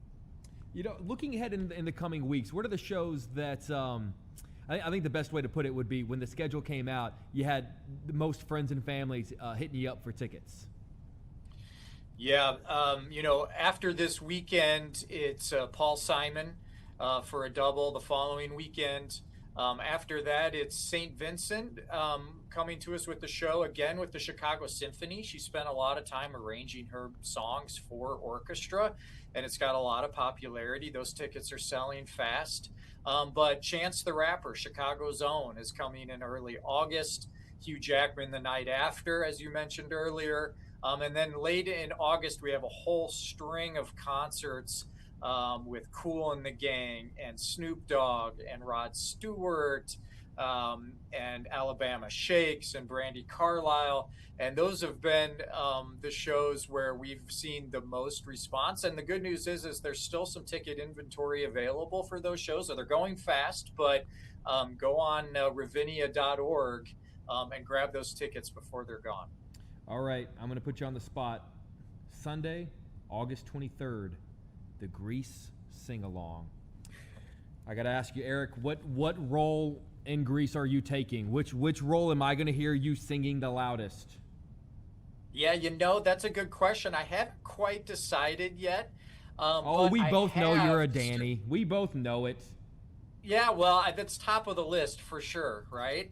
And I certainly went in the closet and found my black leather jacket, so I dusted it off. I still have that, and I found all my hair product too. So you and I both are really well equipped for the Grease sing-along. Listen, man, I got enough hair product to last both of us. But August 23rd, if you're wearing a leather jacket out there, you are a braver man than I am.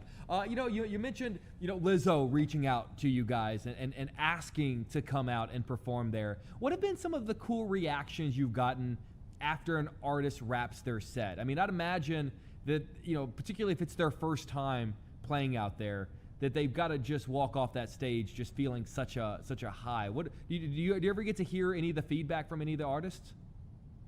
Yeah, absolutely.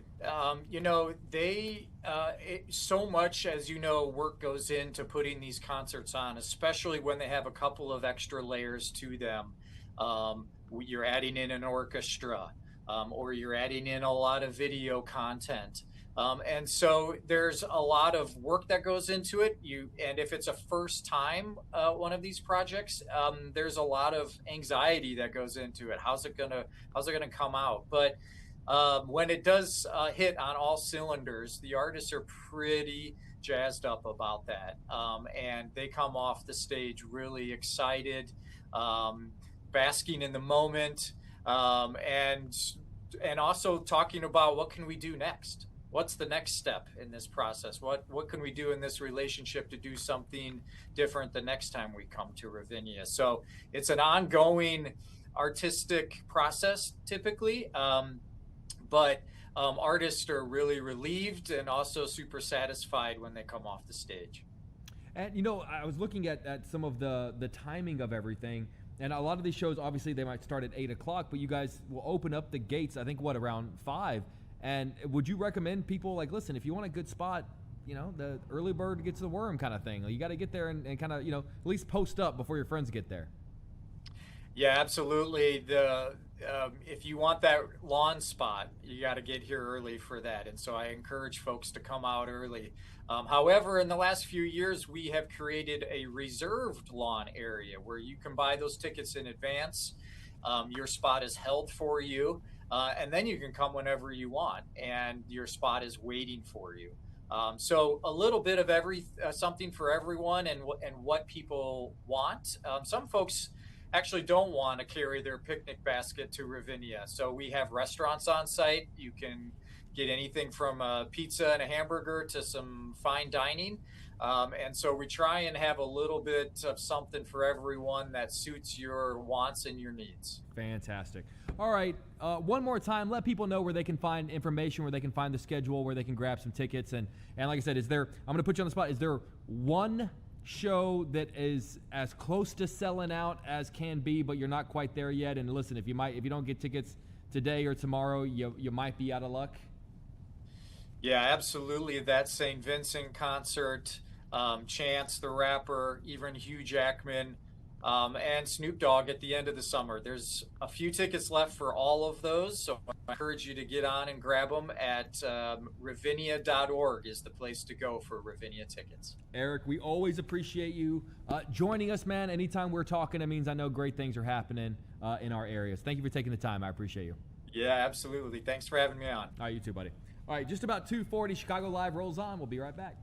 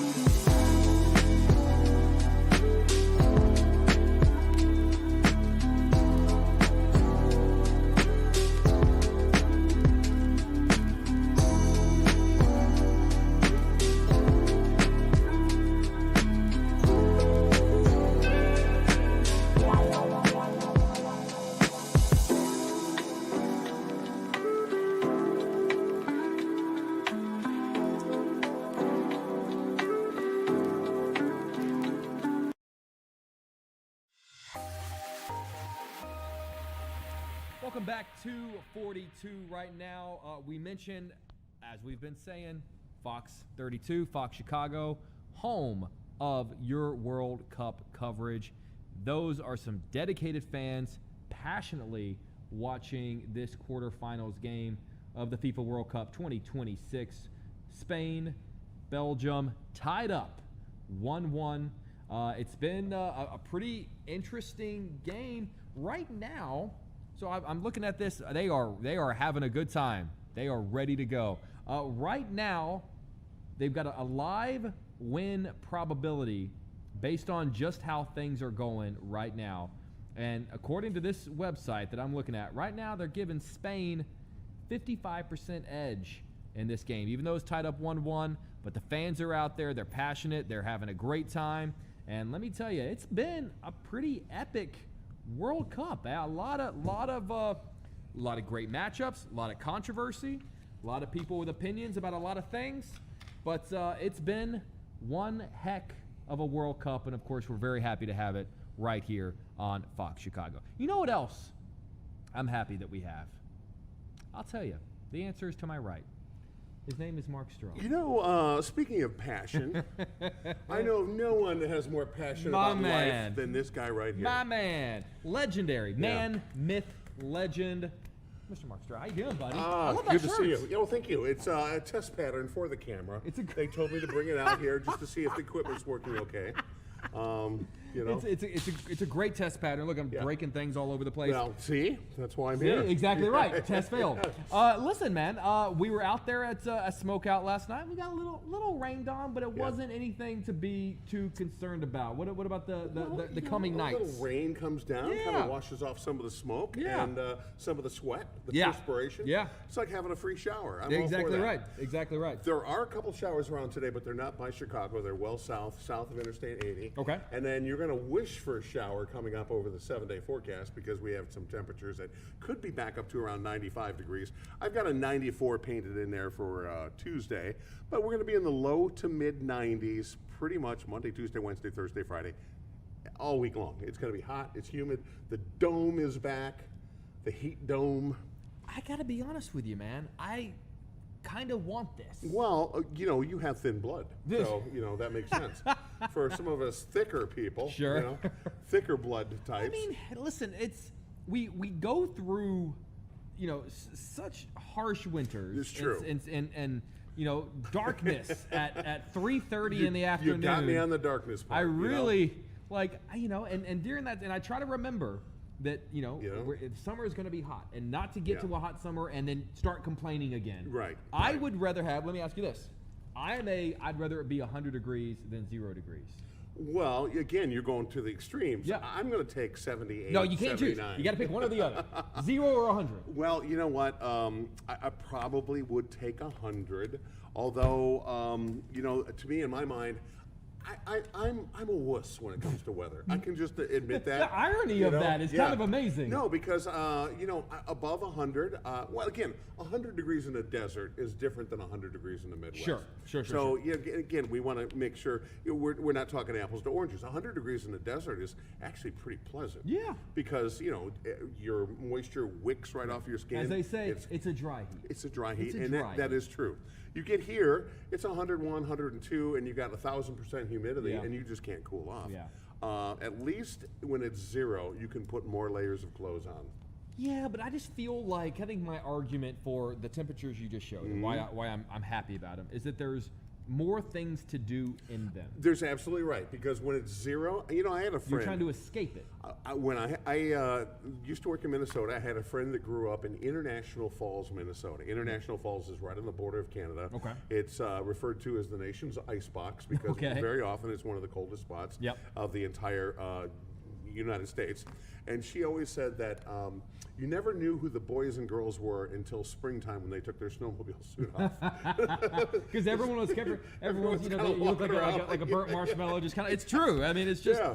It so is true. I'm with you there. You can actually go to the beach at 100. You can go to, you know, do stuff. And, you know, honestly, it does cool down at night. Yeah. So we're down into the 70s at night. So, you know, I'm with you 100% there. And I do not like living in an ice station zebra where it, gets dark at 4:15 in the afternoon, and you're you're ready to go to bed at 6:30 at night, and it's like, wait a minute, the day's only 3/4 over with. I still have more life to live. And then you have to walk around with a headlight on, like a minion, Like a minion. Like a minion. Look at you. Look at you. If you're watching this and you're thinking, I like those guys together.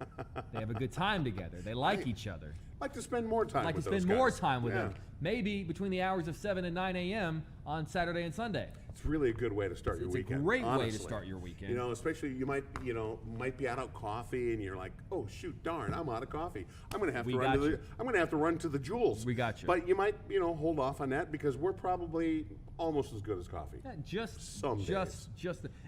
We're gonna be we got a special guest starting tomorrow. We do. We do. It's gonna be the Bro Show from now on. Oh wow. Mr. Brian Jackson will be joining us. It'll be a 3-man team tackling the show moving forward. So if you thought 2 of us just wasn't enough. Do we have enough chairs? I don't know. Okay, I'm going to check into that. I really, see if we have chairs. I'll just awkwardly stand behind you guys as we. You stand behind no man. And then while you're reading a story, you'll just hear a guy just breathing very heavily into the microphone. Yeah. It won't be awkward at all. Let's talk a couple of trenders as we wrap up this hour of the show. Have you heard about this new Instagram AI thing? I have not. So it's interesting. Do you have an Instagram page? I do, but I'm only there every once in a while. Do you have images on your Instagram page? I'm not sure what that is, so I'm going to say no. Just like, have you posted photos or have you posted anything on your Instagram? It's been a while. But you have? I'm probably. So here's why I ask, is because anyone who has an Instagram page who has posted and their account isn't private, it's open for anybody to see. Whether you realize it or not, you have opted in to sharing my photos to AI. To allow people to take your photos and basically do with them what they choose. I'm not sure I like the sound of this. And here's why I wanted to bring this up, because I think this is valuable information. So forgive me for grabbing my phone. Well, because I want to tell you how to opt out of that. Because by having Instagram, by being a part of it, it starts you as having opted in. Sure. So what you're going to do is most of the services do, as most of them do. So if you hear that and you think, I don't want a part of it. I don't want, because when you're giving your photos or your images up to someone to use for AI, you can't control over what they might be. You could then become a 1970s star. Yeah, or I was going to say being a Pepsi commercial. We went 2 completely different directions. You went wholesome. Not so much. So here's what you're going to want to do. So whenever you go to your profile, if you look in the top right-hand corner, you're going to see 3 little bars. So you're going to want to click on that, and that's going to bring up settings and activity. Okay. So from there, you're going to scroll down, and you're going to keep scrolling until you see sharing and reuse. You're going to click that, and then you're going to see a little section right there. Okay. You see it? Yep. It's called Allow People to Share Your Post. Wait, there we go. Okay. Allow people to reuse your content on Instagram with AI features at Meta. Is there a button that says hell no?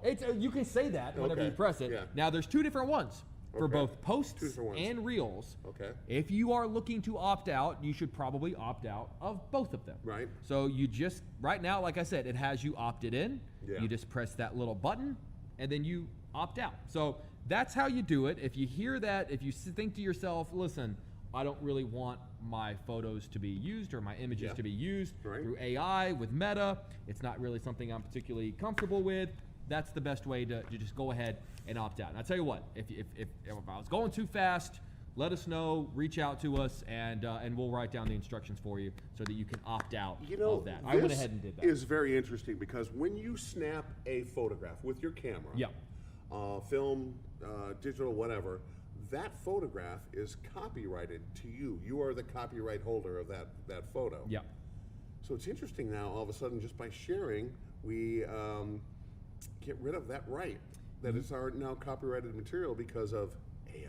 Yeah, because the thing is too is that like then it becomes everybody's whatever and whatever someone else wants it to be. I don't want my face on Godzilla. Yeah, actually that sounds awesome.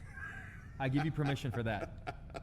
Stop the monster. Yeah, That I give you permission for. But it is scary though. Whenever you say, I mean, this the whole direction that this whole AI thing is going in. Imagine 5, 6, 7 years from now, there'll be videos that are out there that are so good. Yeah. I mean, now they're good enough that you kind of go, is that real or not? Yeah. But 5, 6, 7 years from now, maybe not even that Yeah. long, they'll be so good, like you'll be questioning yourself. Did I do that in college? I mean, there's pictures of it right there. The way that it's honestly transforming our industry. I mean, our producers behind the scenes, you know, our journalists out in the field, you know, they've got they're dealing with enough already, you know, and they're diligently checking facts and sources and making sure that everything that we say is true. But now we've got this whole new challenge of you know, a video comes across our timeline. Right. And you might look at it and go, well, oh my God, we got to get it on the air. That's a huge story. And now there is that moment where we got to really double down and check out and make sure. And you know what? Just because someone else ran with it doesn't necessarily mean it's not AI. You really got to double check for yourself. Is that puppy dog really playing with the porcupine, or is it just AI? The amount of, not that this is necessarily in the vein of what I'm talking about in terms of important news, but the amount of movie trailers and movie posters that my buddies have sent me and said, "Oh my God, can you believe this new sequel is coming out?" And I was like, "No, it's not." Yeah, no. They're like, "No, dude." I'm like, It's "They're like, right dude, there. it's there's a trailer. Yeah. Look, here's the trailer." And I go, I promise you that movie does not. That Tom Hanks is not starring in Forrest Gump 2. I get that there's a trailer. But it's not real. There's not a Supergirl 2 coming anytime soon. Oh, that's for a whole other set of reasons. That's a whole other conversation. Good. Look forward to having that conversation with you tomorrow. And we will. We have Matt Damon on the show tomorrow. Get out of here. Matt Damon's going to join us. We're talking about The Odyssey, which is this little small independent film he has coming. Did you have to read that in school? I did not. But you know, it's funny. I had a radio show earlier today, and we were talking about Gen Z, Gen X, Gen Zero, and their research times that they like movies. And as it turns out, no one really likes a 3-hour movie. And I've kind of made the point that there's really no story that should take 3 hours to tell, unless it's the Odyssey. Which is now almost 3 hours. Yeah, exactly. But like The Godfather. Okay, that's kind of the Odyssey of that's fair. Of its. So every great 3-hour movie, you're just gonna go, but that's kind of the Odyssey of the mob. Well, here's my point. Most stories could be told more succinctly than 3 hours. What are you going to cut out of The Godfather? Not a thing. So in therefore, fact, it was so good we needed another 3-hour movie to keep going. You know, I like Peter Griffin. He has this little. It insists upon itself. Thank you. You read my mind before I even. Yes. Well, it insists upon itself. I love his son is like, well, what does that mean? Well, Chris, I think it's self-evident. If you don't know what we're talking about, there's a great clip from Family Guy where, you know, they all think that they're about to die, and Peter Griffin's last dying confession is that he does not care for The Godfather. And he says that it insists upon itself. And he says he can't even understand what they're saying. Right. And the son says it's because it's speaking the language of subtlety, a language you are not familiar with. See, these are all the things that you're missing out on if you don't watch Good to Chicago. But so we're gonna have Matt Damon on the show, and I brought up something to him that he is fully aware that he gets made fun of on the internet. Really? That he loves making movies about a guy trying to get home. Huh. You think about it, Never Saving about Private that. Ryan, about trying to get Matt Damon home. Yep, The Martian. A movie Dogma is about an angel played by Matt Damon trying to get home. Mm-hmm. The Martian, about a guy stuck on Mars trying to get home. Planet. Interstellar, he plays an astronaut they got to rescue. He's trying to get home. Mm-hmm. And what is The Odyssey about? Trying to get home. Guy trying to get home. Yeah. That's funny. I never thought about that. So he's got a, and then he also tells me a really great story, because I brought up the premise, because obviously one of the things about The Odyssey is you've got these gods that are manipulating men to basically to whatever it is that they want them to do. So I kind of compared that to a director on set. You know, a director kind of has to manipulate people in a way, if you think about it. I try. And he told me a great story about Saving Private Ryan. Yeah. That, you know, if you're unfamiliar with the film, the whole movie, a huge portion of the movie is that these guys are crossing Europe to try to find this one kid named James Francis Ryan and get him home. And they get there and they feel this resentment toward this kid. And in order to make sure that these actors kind of hated Matt Damon, Steven Spielberg sent all the actors to boot camp, a hard, grueling, difficult boot camp, except Matt Damon. Yeah. And he did that so that when the actors finally would meet Matt Damon, they would kind of hate him. Yeah. And it kind of worked. Yeah. So we talk a little bit about that. So that's going to be coming up That's funny. tomorrow morning on Good Day Chicago. It's a great I conversation. look forward to the Yeah, little show you put on there. The little show we put on. Yeah. We have a great team. We got Gabe behind the scenes, and we're excited for Brian to join the team, and hopefully he can get a word in edgewise. Hopefully. You know, that's Yeah. you got to jump in there. You got to get, Brian will do it. Brian can hold his own. Brian can hold his own. But it's going to be a great show. One more time, can we do one last check of the weather? Yeah, it's going to be 80s tomorrow, mid 80s, upper 80s on Sunday. I'm going to go 90s all next week, and largely dry right through the entire period as the heat dome returns. But, so far we've been talking about, opening night at Ravinia this weekend. We got Windy City Smokeout. We got Taste of Chicago. Lots of outdoor activities, and it looks like, for the most part, we'll be fine. Yeah, you're going to be just fine this weekend, just fine this next week. Love to hear it. Mark Strell, love you, buddy. Love you more. Have a great rest of your day, and I'll see you bright and early tomorrow morning. See you tomorrow morning. All right. Someone far more talented than me is coming in, and she's sitting right here. She's taking over. Prepare yourself. Anita Blanton's taking over the next hour of Chicago Live. We'll be right back.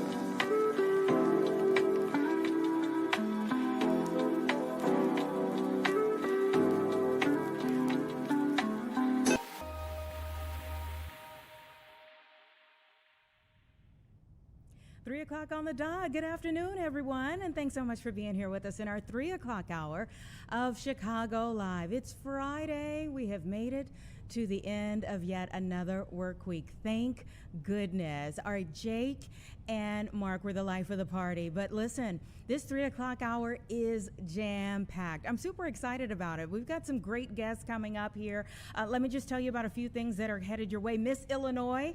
Yes, she's going to be right here. She's going to give us a little background and then also give us a performance. We don't often get a performance here on the show, so stick around for that. If you don't know, I'll give you this little tidbit right now. Miss Illinois is the former Miss Chicago. She has been elevated. So she's on her road to Miss America. We are super proud of Kate Demet, and she is going to share her talent with us a little bit later on in the show before we get to the 4 o'clock news. Also, of course, we are just weeks away from Lollapalooza. I know there are a million things that are happening here in the city just this weekend, but yes, in the distance, not so far away, Lollapalooza will be here before we know it, and so the preparation has already begun for Lolla, and that includes people getting their homes ready to maybe allow other people to stay in them. Airbnbs, we know people will be looking for all of the hotels, motels, everything that you can get.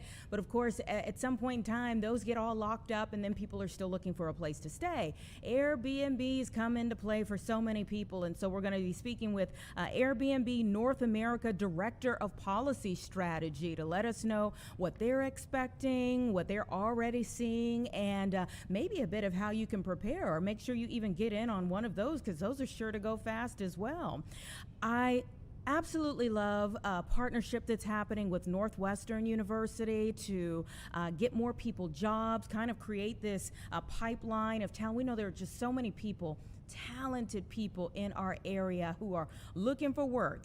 And so they are creating this hub to connect people who are in job training with employers directly, just a through line. And we're going to talk a little bit more about their job hub. This is funded by the Ryan Family Foundation, okay? And we'll get into the teamwork that's allowing all of this to happen. But really, they're going to help a lot of people in our area. So the Assistant Vice President of Neighborhood and Community Relations will be joining us with those details. My block, my hood, my city. We speak to them frequently for many different reasons. I mean, it's one of those organizations in our area that throughout the year always doing great things, always exposing our youth to all of the things that the world and the city has to offer. And so when we say that, sometimes they're maybe cleaning up a neighborhood, helping elderly folks who may not be able to access things around their homes. They help out in the winter time, making sure that, if people need their driveways, shoveled, that they're there for them, and to make sure that there are lights hung in areas where you typically wouldn't see Christmas lights. Or when we get to the summertime, this is prime time when obviously we see a lot of issues with our youth being out of school, and they're right there filling in that gap, helping youth, again, exposing them to new opportunities. But they have Downtown Day this weekend, and I'm just so proud of the work that they are doing. They're going to be bringing about 1,000 youth downtown. If you think of it, it might not sound like much. Just go downtown. But if funding has prevented you from ever seeing anything outside of your neighborhood, it is a really big thing. And that is a reality for a lot of kids in this city. Sure, again, it might seem like nothing to a lot of people that, get downtown, work downtown, live downtown, and you see all that downtown has to offer on a regular basis. But they are again, stepping in, filling in that gap, and helping youth to see and believe that they belong downtown as well in a supervised setting. And that's something that we lose in a lot of things that we see with our youth. So we'll talk to them about the great program that they have and all that they're going to be doing for Downtown Day, all of the different places they are going to be seeing for Downtown Day. So what does that mean? We're in a race to the finish line here for this show. A lot that we are packing into this last hour, and we're actually starting with a race. This is the Race to Mackinac weekend. The countdown has ticked all the way to the weekend. So it's the 117th Chicago Yacht Club Race to Mackinac, presented by Wintrust, and 260 boats are going to be on the way. So let's go ahead and bring in the race chair, Kevin Foote, who is on the line right now. Kevin, thanks so much for joining us on a busy weekend. Good afternoon. Thanks for having me. You hit it right on the head. The race has begun. And what were the weather conditions? Well, so far it's looking pretty great today. Mm-hmm. It's just a gorgeous day. Some low clouds, but I think we'll put up with that for the fact that there's a decent amount of wind, a little bit out of the north, but a decent amount of wind to get our cruising division racers started on their trek, 333 miles all the way up Lake Michigan into Lake Huron and onto Mackinac Island. So the cruising division should have just started 5 minutes ago. The first starts. We'll have a few more starts out there, and the 44 boats will get the first leg under their belt, and then we'll have the rest of the racing division starting tomorrow. So much going on. And I thought about you all when we had the storms roll through last night. I was like, but yes, things have drastically improved from last night. This is the largest annual offshore race in the world. Tell me how That's you all correct. keep this going strong year after year. Well, we've got 116 years of practice. So as the race chair, if I were to really mess this one up, it looked pretty bad. But look, it's a great team of people here, volunteers, staff, etc., at the Chicago Yacht Club who put this on every single year. I think it says a lot that we do it every single year. Most races that are this size around the world, generally every other. But we've got just a dedicated group of people who put this together, and we have a even more dedicated group of sailors who enjoy coming back to this every single year. There are certain traditions that help us to smooth things every year because they give us a good North Star, a good guiding light. But on the other hand, we're always trying to innovate, to grow the sport, to grow our population, to grow more and more people into sailing. So it's a balance of relying on the past and coming up with new ideas. Mm-hmm. And what's your weekend like when this is, when you're like 5 minutes out and 10 minutes out? What's your weekend like when we finally get to race weekend? Well, for me, race weekend is actually kind of the easy part. We've been working since last August to get ready for this race, so the planning's done. All the prep is already in the books. Now it's just allowing the great team of volunteers and staff here at Chicago Yacht Club to just go out and execute. The best thing I can do is just stay out of the way. Now I'll also be racing, so I'm really looking forward to tomorrow morning when I can step on my boat and sort of stop being chair and start being captain again. Aha, okay, Captain Kevin, by tomorrow. And when you get out there, what's it like navigating this route? Well, a lot of it depends on the year and upon the weather. Like we started off talking about, some years are there's no wind, and it's about keeping everybody's patience and focus and trying to make something out of nothing or very, very little. Some years the weather is, as you were talking about last night, like big blustery storms, a lot of wind, trying to manage and keep things together. But really, the things that those have in common, it's about having a great team of people, trying to get them to all work together, keep them focused, keep them motivated, keep yourself focused and motivated. And as long as everybody is geared up and on the same page, it's pretty easy, quite honestly. When you have a good team of people around you, as long as you keep them moving in the right direction, it's pretty good. Everyone rowing in the right direction. That seems pretty critical, yeah. And so this is a spectator-friendly event. Where are some of the best spots for spectators to be? Well, I'd recommend people to do 3 things at all time, maybe a 4th if you're willing to get in the car and drive up to Mackinac, particularly if you're medicine. But number 1, come on down to the lakefront today. Come down to Monroe Harbor, or quite honestly, any of the harbors that's close to you. Going to be a hub of activity. I'm sure you can see in the background here, people just working and prepping their boats and getting ready. Prepping a boat for a 333-mile journey that may take anywhere from 40 to 60 hours takes a lot of work. So you come on down, see the boats up close. People are friendly. Just ask them, hey, what kind of boat is this, et cetera, et cetera. They'd love to talk about their boats. They put in so much work, they won't be shy.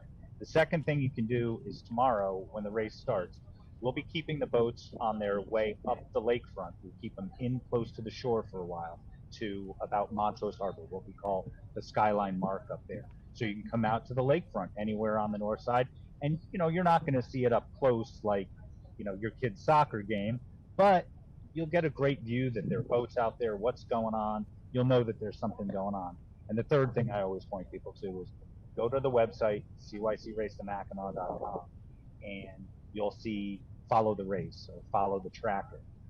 It's a great online way to just be able to see what's going on, see where the boats are going. Every boat behind me here has a satellite transponder that in real time sends information up into space and right back down to your phone or your laptop, so you can follow along with boats and kind of, you'll get a good idea of what the weather's doing, who's in front, who's behind, etc. It's a great way to follow the race. Awesome. All great advice. And Captain Kevin, best of luck to you tomorrow. Best of luck to everyone who's going to be out there. We always love seeing this. It's a fantastic tradition, and we hope that it keeps going for a very long time. Thank you very, very much. My pleasure. Fair seas this weekend. Take care. 312, everyone. And we certainly, last night I was like, oh goodness, but things really have improved so much today. It's a lovely day. I saw so many people who were out at the Taste of Chicago and just really enjoying, again, all that the city has to offer. Look at all those folks out there at the Bean. I think Common is performing this weekend. We have the Windy City Smokeout that's happening this weekend. I mean, we have a weekend of weekends ahead. So everyone just stay with us. Give us 2 minutes before we get into our next conversation here on Chicago Live.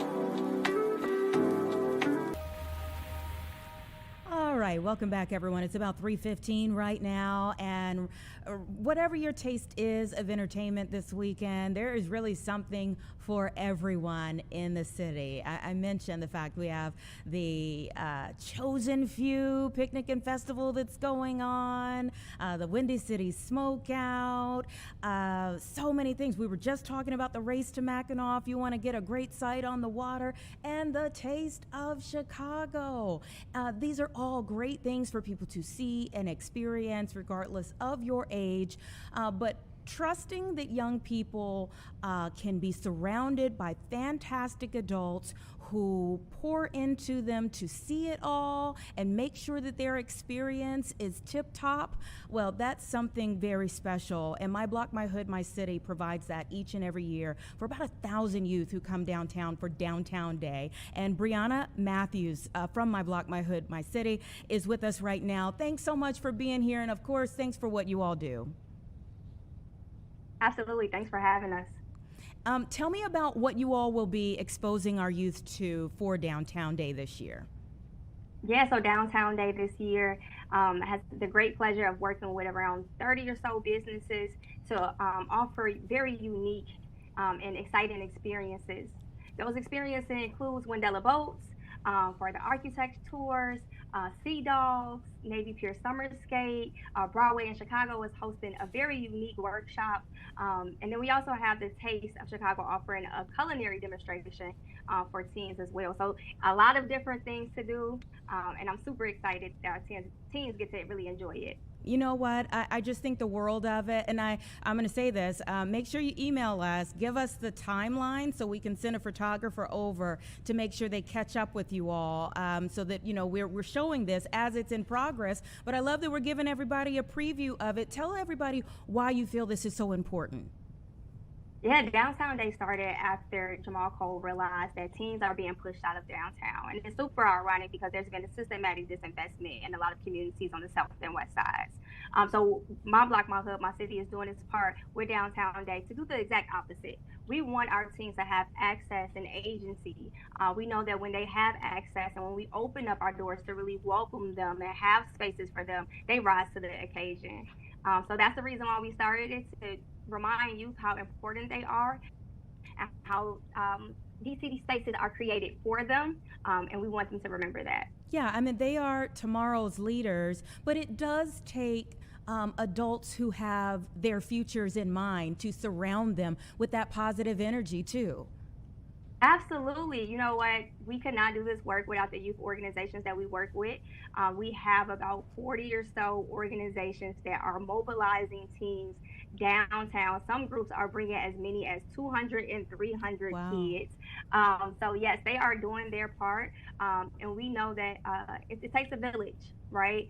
So we are providing them with bus cards so they can make sure that their teams are downtown. And then we provided them with a youth portal to pre-register for these experiences that we were talking about. And so is it a full day? I mean, what time are you all meeting in the morning and what time do you get them back home? Oh, great question. So we start the check-in for our kickoff at 8:30.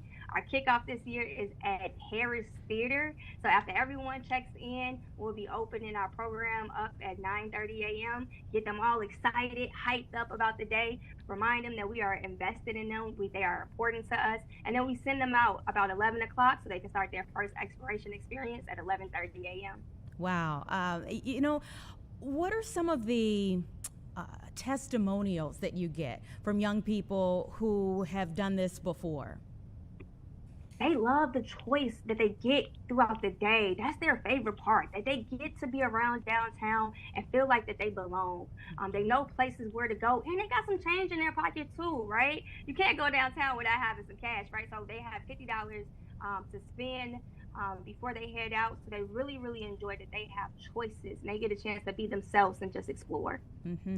How do you feel this changes their perspective afterward, like, and really helps them into adulthood, having experiences like this? I think that exposure, like Jamal says, exposure is key, right? It starts sparking their curiosity. So after Downtown Day, they learn places that they're interested in, and then they have a list of places they want to return to with their families or friends, and really know exactly where to go.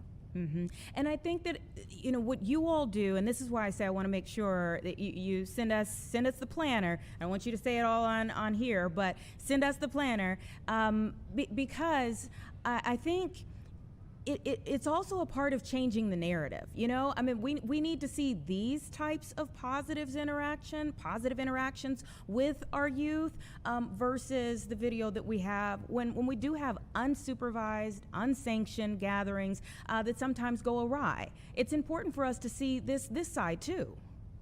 Yeah, and I appreciate you all taking some time out to invite us so we can talk about what Downtown Day does and what it brings for the city.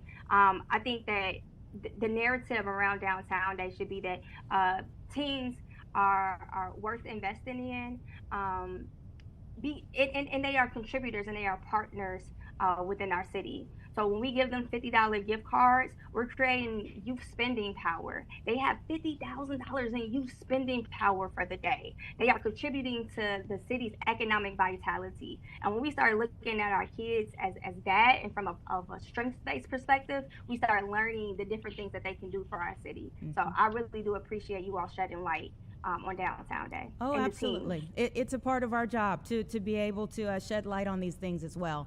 And how is the city helping in what they're going to experience? I mean, are our city leaders working with you all on this?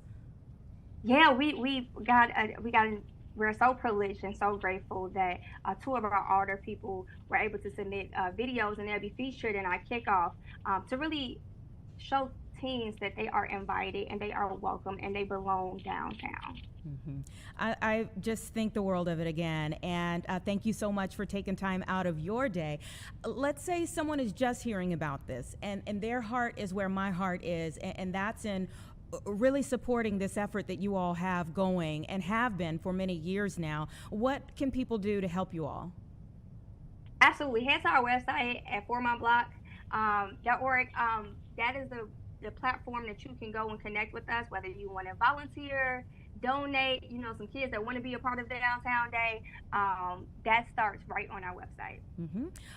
Thanks so much again, and I hope that you all have a wonderful Downtown Day. How many years is this running now? This is the 4th year. Fantastic. Yes. Fantastic. And how have you all changed it at all from year 1 to year 4? Like, how are you all kind of like tweaking it along the way? I am so happy that you asked that. So this year we started our Youth Downtown Day Committee. Teens across the city are showing their skills and their assets when they create different things for themselves. So we wanted them to use those skills for Downtown Day. So we have a committee of about 11 teens that are helping us with planning, marketing, and a myriad of other things. So they are the core of Downtown Day this year. Fantastic. Enjoy the weekend. Please tell everyone I said I'm rooting for them all. And make sure you send that email so we have the timeline, okay? I definitely will. Thank you. Okay, take care. It's 3:23. Let's take a 2-minute break, everyone. And we're going to be back with Northwestern's new Job Hub.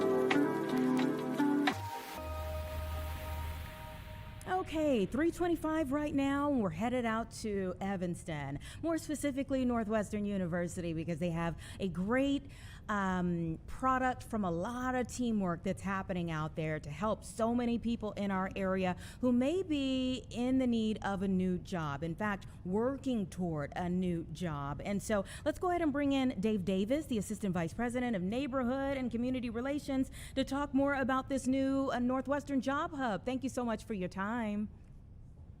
Thank you for having me, Anita. Tell me the thought process behind having something like this. Sure. So, every year in Evanston and beyond, there are people that complete workforce development training programs, and they still can't find a job. And there are employers that say all the time that they can't find talent. And so the thought process behind this was to try to figure out how we can better connect individuals that are highly talented with employers that are looking for work. And we think we found the right recipe to do this. It took a lot of different partners to put this together. Tell me how that kind of puzzle was pieced together. Yeah, it's never easy to kind of corral all the various partners, no matter what you're working on, right? But here in Evanston, it's unique because the culture of Evanston is to do big, hard things. And Evanston has this perfect mixture of nonprofit organizations, school districts, school systems, individuals that are very civically engaged and are trying to make a difference. So oftentimes, all you have to do is put the right incentives on the table for people to work together and to be serious about it. And so through the Ryan Family Foundation, we were able to contribute $500,000 each year to try to pull together all the partners across the nonprofit sector, across our schools, across the various community groups and organizations, and the city of Evanston to try to solve this problem. So when you have the right incentives, you have a financial component, you have a good idea, and you have a strong internal infrastructure, I think it's easy to get people understanding we're doing something special. So let's say someone is listening right now. I want to go over a few things that might help them. One, who's eligible to be a part of this? So right now, the program is for Evanston residents only. And we're targeting young people that graduate from Evanston Township High School who may not have plans for college. And so these are individuals, again, that are very talented, incredibly smart, but they might not be going to a four-year institution right out of college. So those are the individuals that we're targeting, but we don't want to leave anyone unhelped. And so even if you aren't a recent high school graduate and you're just looking for a job, I would also encourage you to just reach out to our workforce development specialists because we want to help everyone in Evanston. And Evanston is small enough, and Northwestern and the Evanston community and the city of Evanston, we're compassionate enough that we feel that we can help as many people as possible. But right now our target are those individuals that are graduating from high school. And then what is the experience like? How long is it? What will people do? What is the overall here? Yeah, so if folks are interested in either getting a job or training, getting credentials, upskilling, what we first do is that we connect them to one of the organizations that are appropriate for what they're trying to achieve. And then they get plugged into our pipeline. And so they can talk to our workforce development specialists. They can get connected to one of our partners.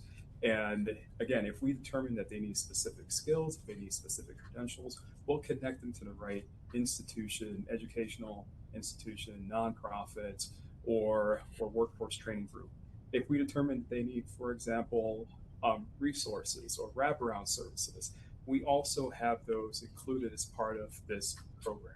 And so once they get plugged into this pipeline, then they're connected to a number of resources and people that want to make sure that we're shepherding them through the process. So they never feel alone, they never feel unhelped, unattended, and we've learned that creates a better pathway for success. Yeah, let's talk for a moment and dig a little deeper into that aspect of it, because a lot of people do fall through the cracks on things along the way. So actually shepherding people through that process makes a huge difference. Absolutely.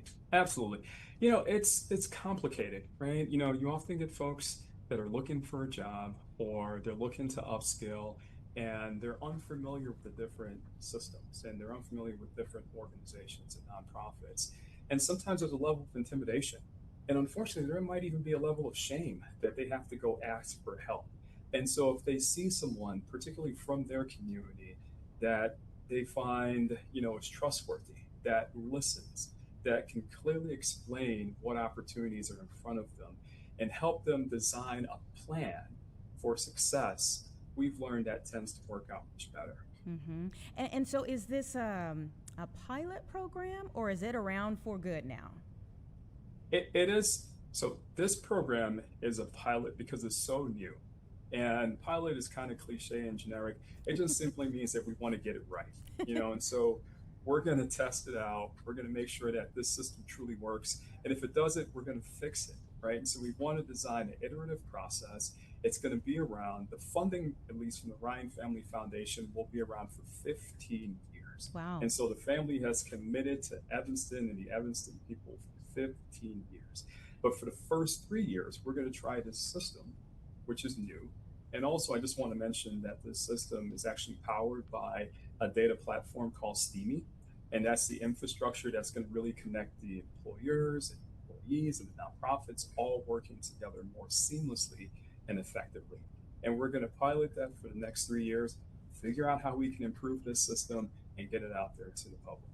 Mm-hmm. And then, how are you all reaching these youth or young people that you want to be a part of the program? Of course, we work with the high school, we work with nonprofits, and we also have a group of faith-based leaders called Evanston Own It that are part of our partnerships. So they're an official partner of this program. And what we've learned is that folks tend to respond better when someone that they're familiar with reaches out to them, right? So if there's a trusted source that connects with these young people directly or with someone that's looking for a job, they tend to be more receptive than, let's say, a random individual from either a government body or from Northwestern University. It's easier when their pastor or their friend or their neighbor or someone that they're familiar with through school or their various associations and affiliations reach out to them. It's just an easier sort of connection. Well, thank you so much for what you all have put together. Thank you for taking the time out to walk us through the process here today. Is there anything else that people need to know about this? If folks are interested right now, the best thing for them to do is to reach out to our workforce development specialist directly. His name is Jonathan Kimmel, and his email address is jonathan.kimmel, Kimmel, @northwestern.edu. Sounds great. I wish you all the best. Thank you so much for being on the show today. Thank you for having us, Nita. You take care. Same to you. All right, everyone, 3:34. Give us 2 minutes before we talk about Lollapalooza.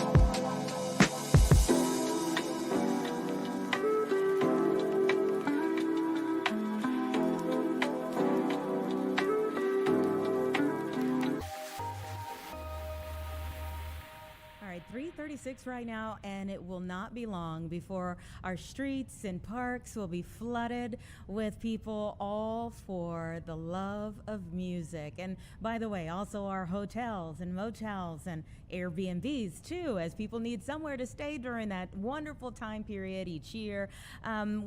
We have people coming from all over the world, honestly, for this each year. So we want to bring in Nathan Rotman, the Airbnb North America Director of Policy Strategy, as you all prepare and get people prepared for what is to come. Thanks so much for being here. Thanks so much. Great to be with you today. What goes through you all's mind on the side of Airbnb as the days and weeks get closer to a massive event like Lollapalooza? Yeah, I mean, really, we want to make sure that our guests have the best possible experience when they're visiting Chicago. There's so much to do, both at the concert, but also, or at the festival, but also throughout the city. And so we really focus on making sure that there's a series of very good listings for people to stay in, but also great experiences throughout the city for our guests. It's also fantastic opportunities for our hosts to make some extra income at a time when people are suffering under an affordability crisis. A lot of people will open their homes specifically during these major festivals. We've seen that during the World Cup, and we've seen that during a lot of large music events, whether it was the Beyonce tour, the Taylor Swift tours. Those are great experiences where a lot of people who've never hosted an Airbnb before will open their homes to make some extra supplemental income. And typically with Lollapalooza, it's a younger crowd, but your data shows that the Gen Z is really doing this travel to get here year after year. Absolutely. I mean, so we're seeing searches way up during that weekend right now, up about 20%. Gen Z in particular, up 15%. I was looking at the lineup, though. There's some stuff for slightly older folks like me who might want to come down to Chicago for the concert as well. But we're definitely seeing a younger crowd. But we want to make sure that they also have some great experiences and do so safely in the city that weekend. Yeah, and I mean, they may be younger, but their pockets are open. And so I'm seeing last year's Lollapalooza weekend generated more than $6.4 million for Chicago Airbnb hosts. Are you expecting to surpass that this year? You know, it's hard to tell at this point, but we're really proud of that kind of earnings for our host community. It's also really important for the city. The city makes significant tax revenue, and obviously the restaurants, the bars, the various shops in town will also really be supported by this.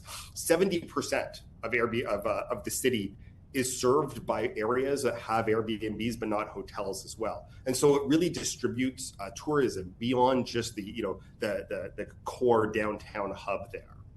And so you all have this exclusive backstage fan experience. Give us the details on that. Yes, this is really exciting for folks who are festival goers to get to see the entire backstage experience, where the artists hang out, where they prepare, the sound and lights. And it just seems like a fantastic experience for a few people to get this great experience, to see the behind the scenes reality of putting on a festival of this scale, the things we're not usually allowed to see behind the curtain, and so it's a really exciting opportunity for a few fans to get to experience that. How do you get to be among the chosen?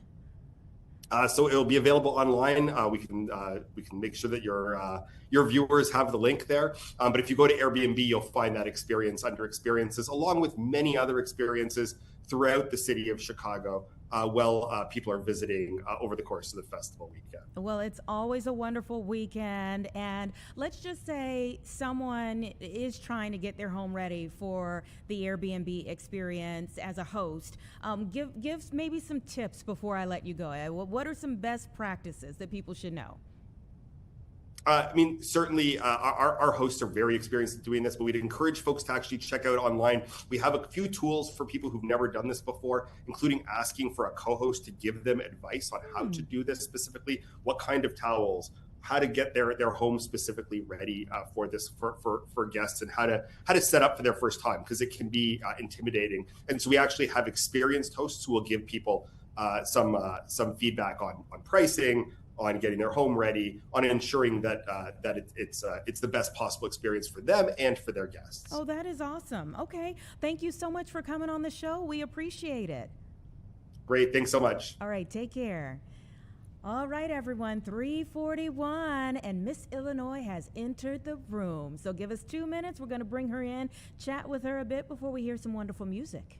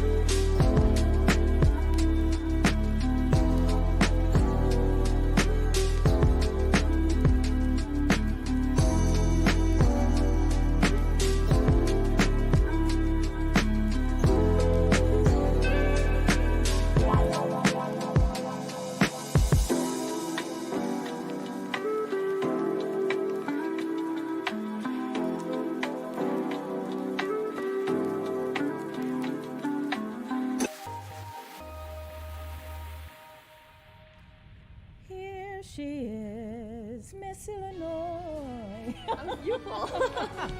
Oh, they put the music on.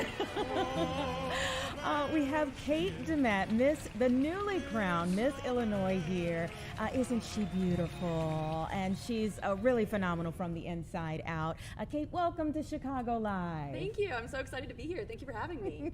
We're just so proud of her. I had the opportunity of being one of her judges for Miss Chicago. Was that January? Yes. And I was telling her, and I've told her many times over, I knew that night we just saw Miss Illinois, and it came to fruition. So I'm holding on to that because it won't happen every year, but I'm holding on to that we saw it in you. You are a star. Thank you so much. That was such an incredible experience. Miss Chicago, being Miss Chicago was such a once-in-a-lifetime experience. So first of all, thank you for helping make that happen. It's an incredible experience, and I think it prepared me really well for the job of Miss Illinois because it's very similar, just now all across the state. Yeah, on a bigger stage. Yes. Yeah, much bigger stage. So tell us what the Miss Illinois experience was like.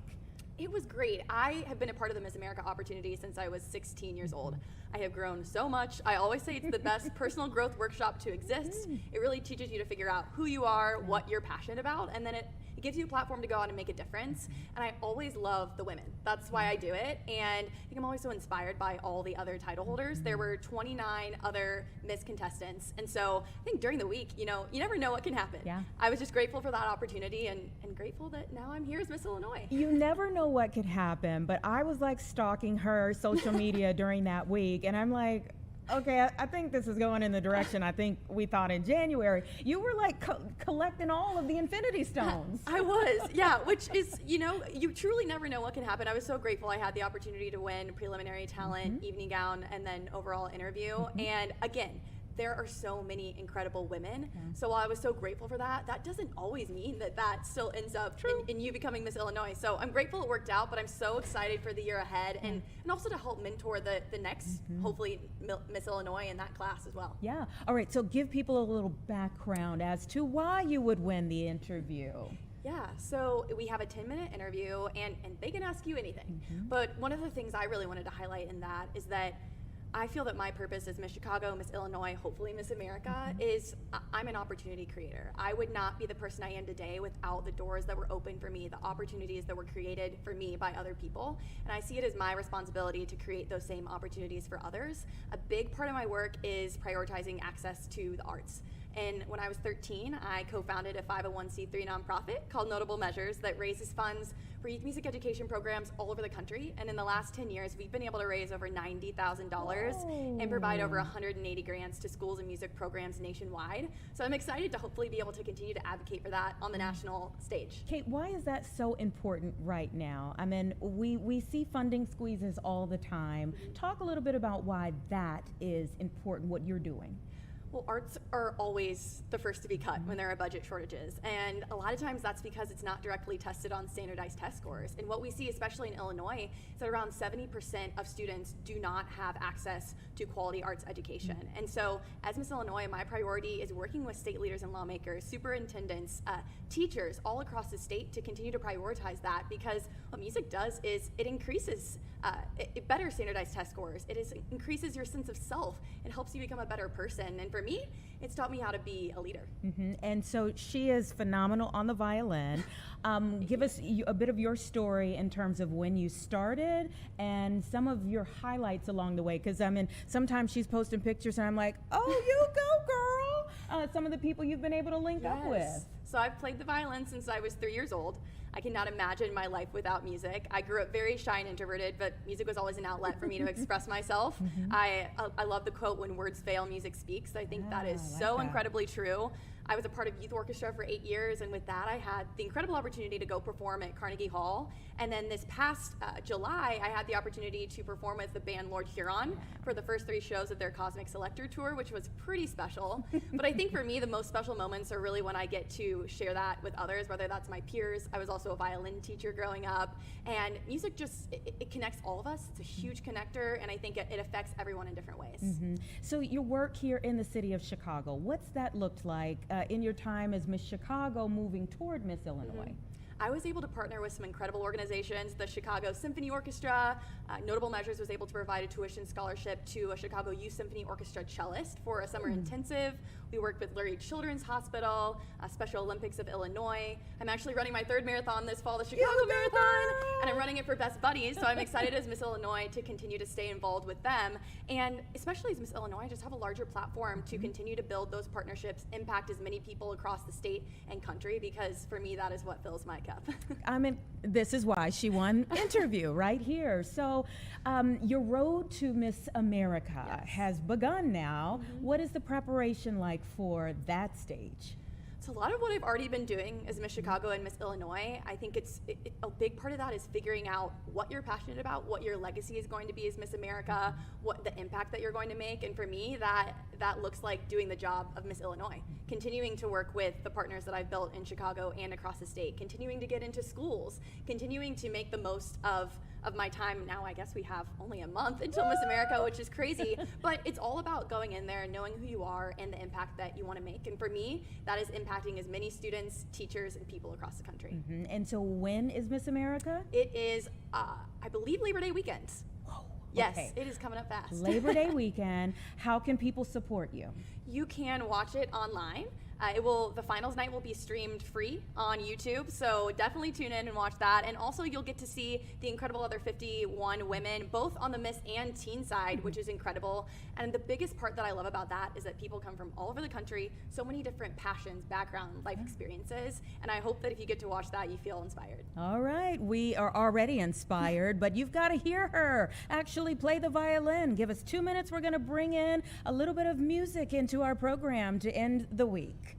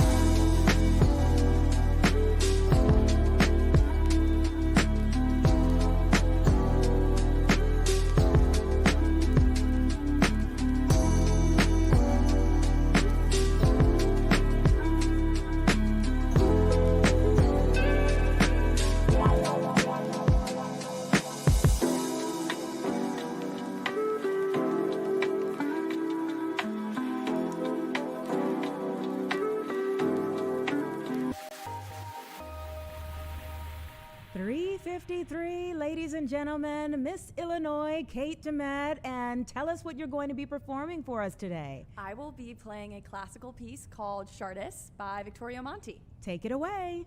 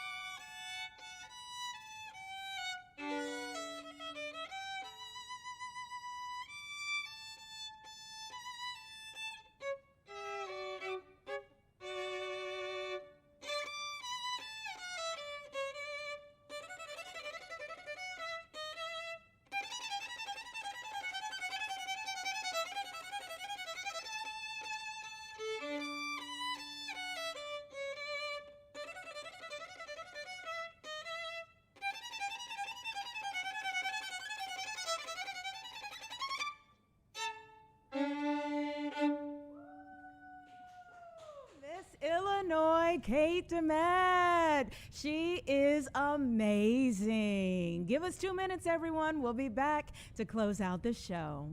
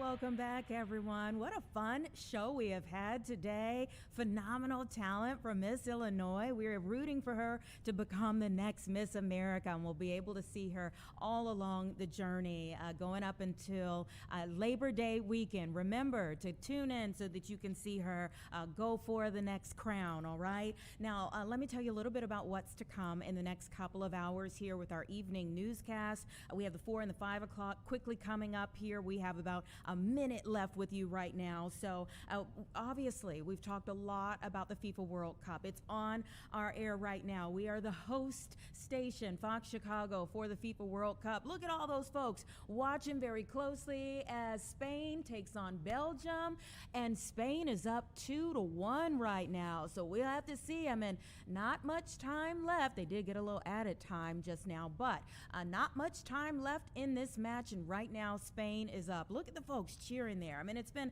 a phenomenal time as we've been watching things along the way, all except, of course, when the USA got knocked out. Everything else has been great. Everything else has been great. But so obviously a lot of our attention has been on the FIFA World Cup, but we're also looking at a softball tournament that's happening this weekend. So we have our sports reporter, Sammy P., who is out at the Papa Hops tourney. That is happening today at Kennedy Park. He'll be going live from there, giving you all of the latest. He's been phenomenal during the FIFA World Cup. If you have not watched his live shots during the FIFA World Cup, you have missed some good entertainment. A lot of information, but some good entertainment too. Okay, so he's out at the 12th annual softball tournament for Papa Hops. And then we have Casey Cronus taking us back to the top of our time together here in this hour. She is on the race to Mackinac that's going on. And then we have Leslie Moreno on an unfortunate story about a TikToker who was killed. All of these are to come in the 4 and 5 o'clock news. And we'll see you back here next week.